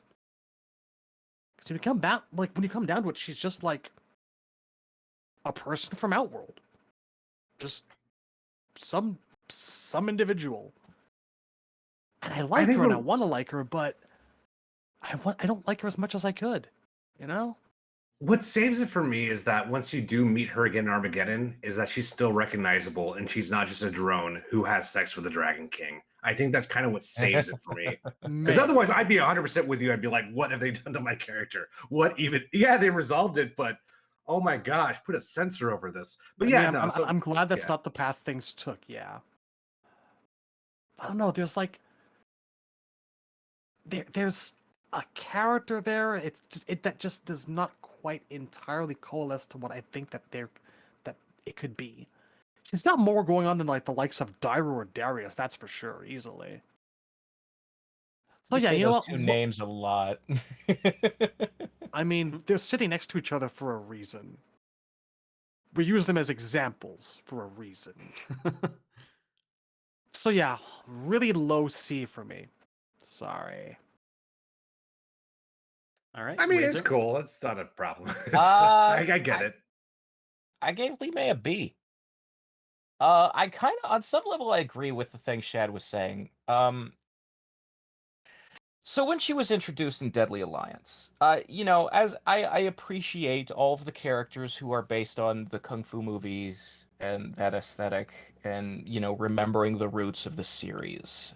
But Lee May, in Deadly Alliance, was very much in danger of appearing to be, like, the new Liu Kang kind of character. Like, the next chosen one, sort of, like, martial arts prodigy. Here's this, like, young person who's 100% about the Kung Fu life. And what else are you going to do with them other than make them the hero? Except that she's lacking all of the connections to other characters and the relationships and the charisma and nuance that make Liu Kang an interesting protagonist. But then you get to, you know, the twist of her ending, where, oh, surprise, we were setting up this, you know, protagonist, and then they lost. They got tricked by the bad guys, and now they're going to be, you know, their soul's going to be put in a mummy. And then the fact that Deception actually continues on from that, from what would normally be like, bad ends are usually what-if endings that don't come true. But they actually found a way to make hers true and carry it on as like this interesting twist to the character, where in some ways it's her being like partially possessed is like a magic version of Smoke being turned into a robot against his will. And you see like how they struggle against that, and the downside of it is that it's such a specific chain of events that once you reboot a series and you start doing butterfly effects, like, what are the odds that she'll ever be like halfway stuck in a mummy by Shang Tsung and then it'll be interrupted. What are the odds of that ever happening again, right? It would be weird. So It'd if be that's the strange. crux of the character and it's never going to be seen again because timelines keep changing, then what is the character? You know? Like the NPC village leader Lee May we got at MKX, I don't know if I want that character to be a playable thing. Like Deception Lee May is the real Lee May to me, and it's so unlikely we'll ever see it again. I agree with the second part. What I would just do now is I team her up with Bo Raicho again and just build Yeah. off of that. That's what I would do Well, at this you can point. do that. You know, the most interesting thing, one of the most interesting things to me about Lee May is the fact that of all the characters who have trained with Bo Raicho, in her case, he's actually like not really necessary because she already has a kung fu master. She learned the martial arts from Shujinko. I was about to say, I Yeah. really want her to be. I want it to be the Kill Bill situation. I want it to be Yeah, see, Beatrice, Kiddo, and Shujinko training together, and she is, the star. And that was one of my favorite things in Deception Conquest is that every single character you meet, Shujinko learns from them. He is the student. But when you get to Lee May, he's older now and he's finally the master, and Lee May is his first student. yeah, I'd like Bo to be almost like a pal of hers, or even some degree of mentor. But I want Shujinko to be the one. Like, I want to see that in the Yeah. game. I think that would be so cool. Because I mean, I want Shujinko to be the Pai Mei that he should be, and then I want her to fulfill that role of the female that's her, just a common warrior from the village trying to represent her people, and she is trained by this relentless, kung fu master that's going to, beat her down and then raise her up to become stronger than ever. I think that's such a great story potential for her, and it's such a kung fu trope. I just want it. That would be Yeah, awesome. I just think like Agreed. I really like her connection to Shujinko, but I also, like I was saying, she's a character where there's a real danger of you either have a generic protagonist or you have a cool twist, and there's no in between. She's like just teetering on the edge between boring as fuck and super interesting, and so that's why I land her as a B. It is interesting because Bo Raicho is a mentor, not in the training sense, but almost like in like the healing sense, where it's like, I want to get you Right. back on your feet. You could take the Cabal route and just make it where Lee May gets burned by Kentaro in every timeline. You could do that. It's figuratively speaking. That's one way you could do it. So the mummy is just always there waiting for her. That's I one mean, there's solution. just so many specific things that have to happen. Like Onaga has to be coming back. The mummies have to be discovered. Someone who can steal and move souls from body to body has to get involved with Lee May. I think as long as you have some psychological trauma and she meets up with Bo, because here's the thing, I think Bo benefits from Lee May as well as Lee May benefiting from Bo. So I Agreed. think you do need some trauma there for sure, but it doesn't have to be a mummy. So I could think of a way to find a mummy. I could find a mummy somehow. I'd make that work. But yeah, but I know we're going on a while. But yeah, I mean, I love this character, so it works out for me. All right, so we got an S, a B, a C. I'm definitely comfortable bringing her up to a B. Does that seem fair? Either Okay, B or C, I'm fine with either. You at least got to raise her up. I mean, we got two She was C's, all a over B, the and an place. She S. gave her an S. She has to go up at least one. Yeah, just averaging it out, we'd at least have to go up to a B. It is still an extended giant middle finger. Yes. I mean, I'll take B. I'll take B May. That's fine. Gosh, but yeah, man, I love that idea so much. I want to see that realized more than anything. I love Kill Bill and just that trope. All right, let's end it off on Liu Kang for this part in the series, and then we'll do the rest on the next episode. Alright. So Liu Kang, Razor. So Sub-Zero is my favorite character. I've said that many times. People know that. Sub-Zero did not become my favorite character until the 3D era. Before that, it was Liu Kang. Liu Kang is an S. Sorry for everybody watching. It is zombie Liu Kang. You get what you get. Well, you get the Armageddon. We're just working with portraits what we and- got. Yeah. Fucking people on Tier Maker, step up your game. Come on. You know what? I like zombie Liu Kang. Yes, so do I. Sure. But It's not You know? necessarily the best representation of the I would rather character. have zombie Liu than Revenant Liu. Yeah. All right. Did you have anything more to say on Liu, though? Not that I haven't I mean, said, many times before. I think Yeah. he, deserves to be the main protagonist. And I think, people used to say Luke Skywalker was boring, but look at how people are like clamoring for more Luke after the sequel trilogy, right? Right. You know, in retrospect, people go back and they'll regret that they said that once that character, they see what it looks like when that character gets ruined. It's like, you know what? He was better before. He wasn't boring. I want him back.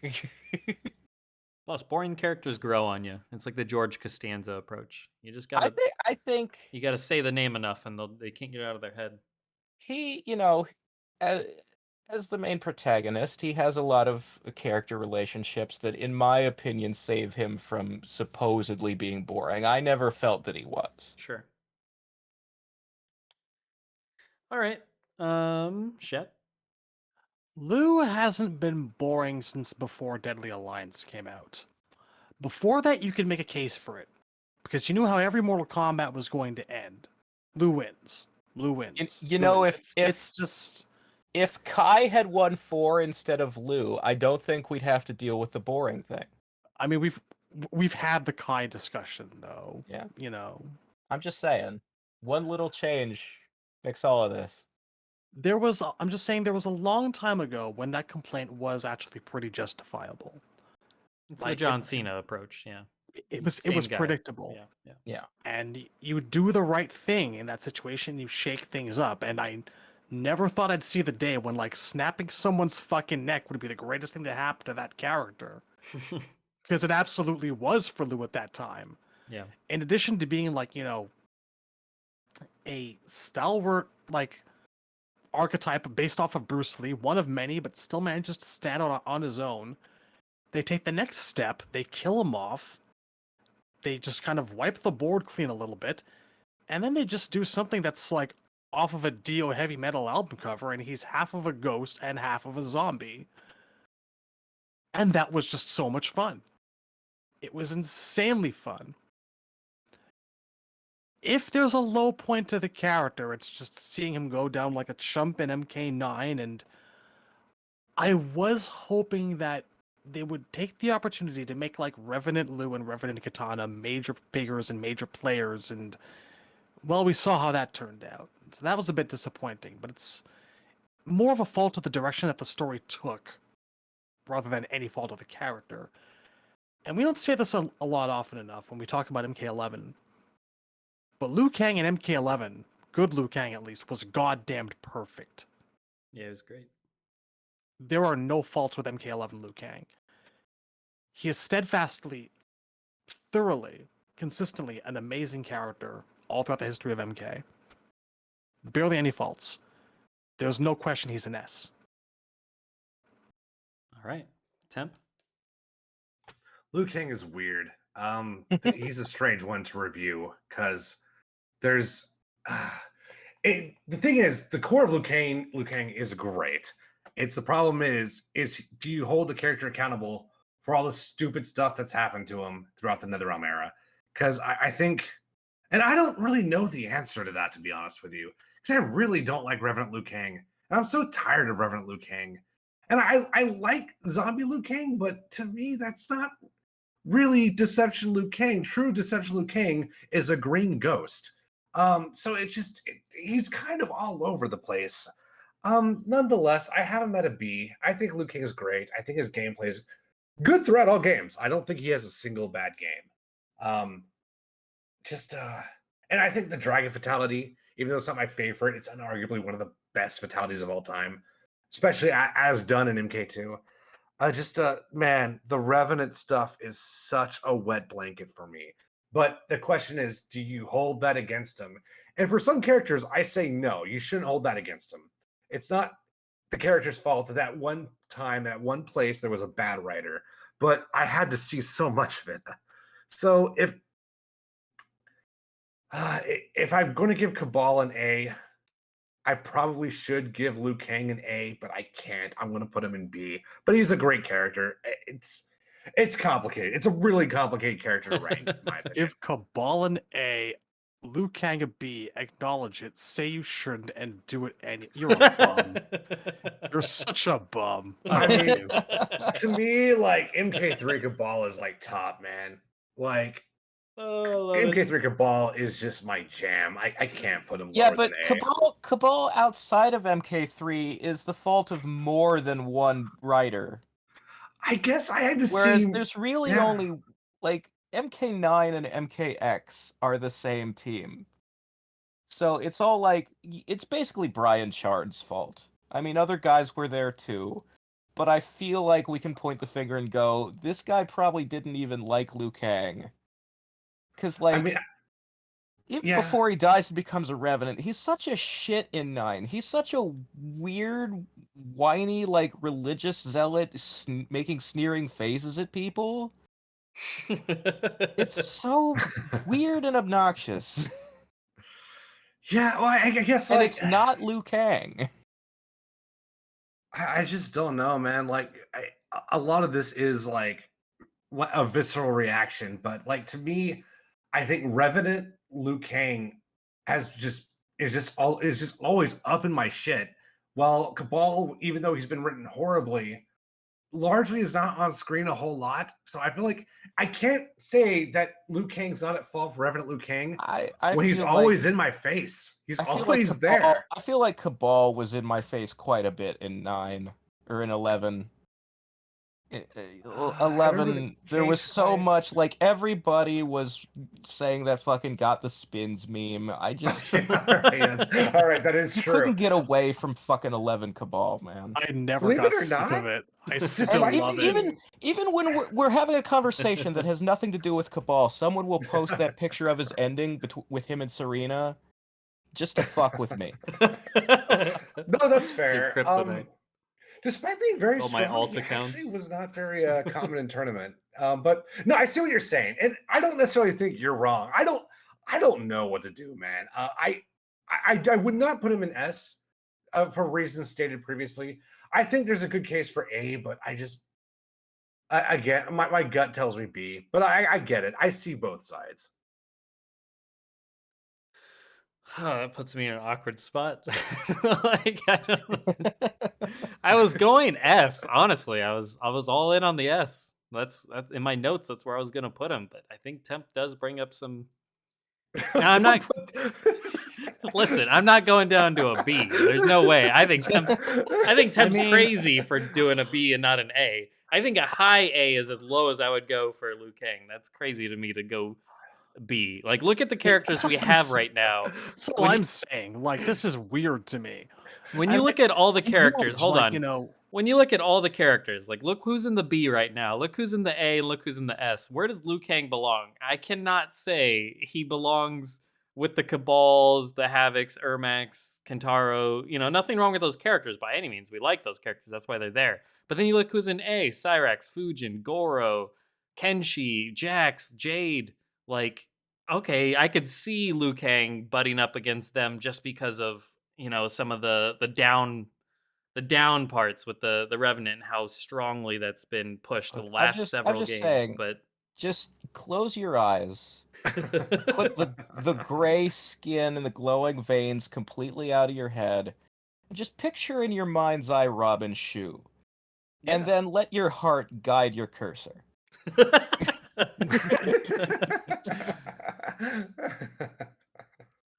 I You mean, do you, Cyborg. You do well, you. here's the thing: is like I don't think it matters, right? If I choose S or A, ultimately he goes A, right? Like because of Temp's B, I don't think he Well- can go to the S, can he? Well, hold it. SSSB, I feel like You think that still Is it- averages to a low I think S? Yeah, I think that's that, S. that That's still averages S. to like an S minus. Oh, Yeah. man. Okay, so it's up to me. Great. Man, that's tough.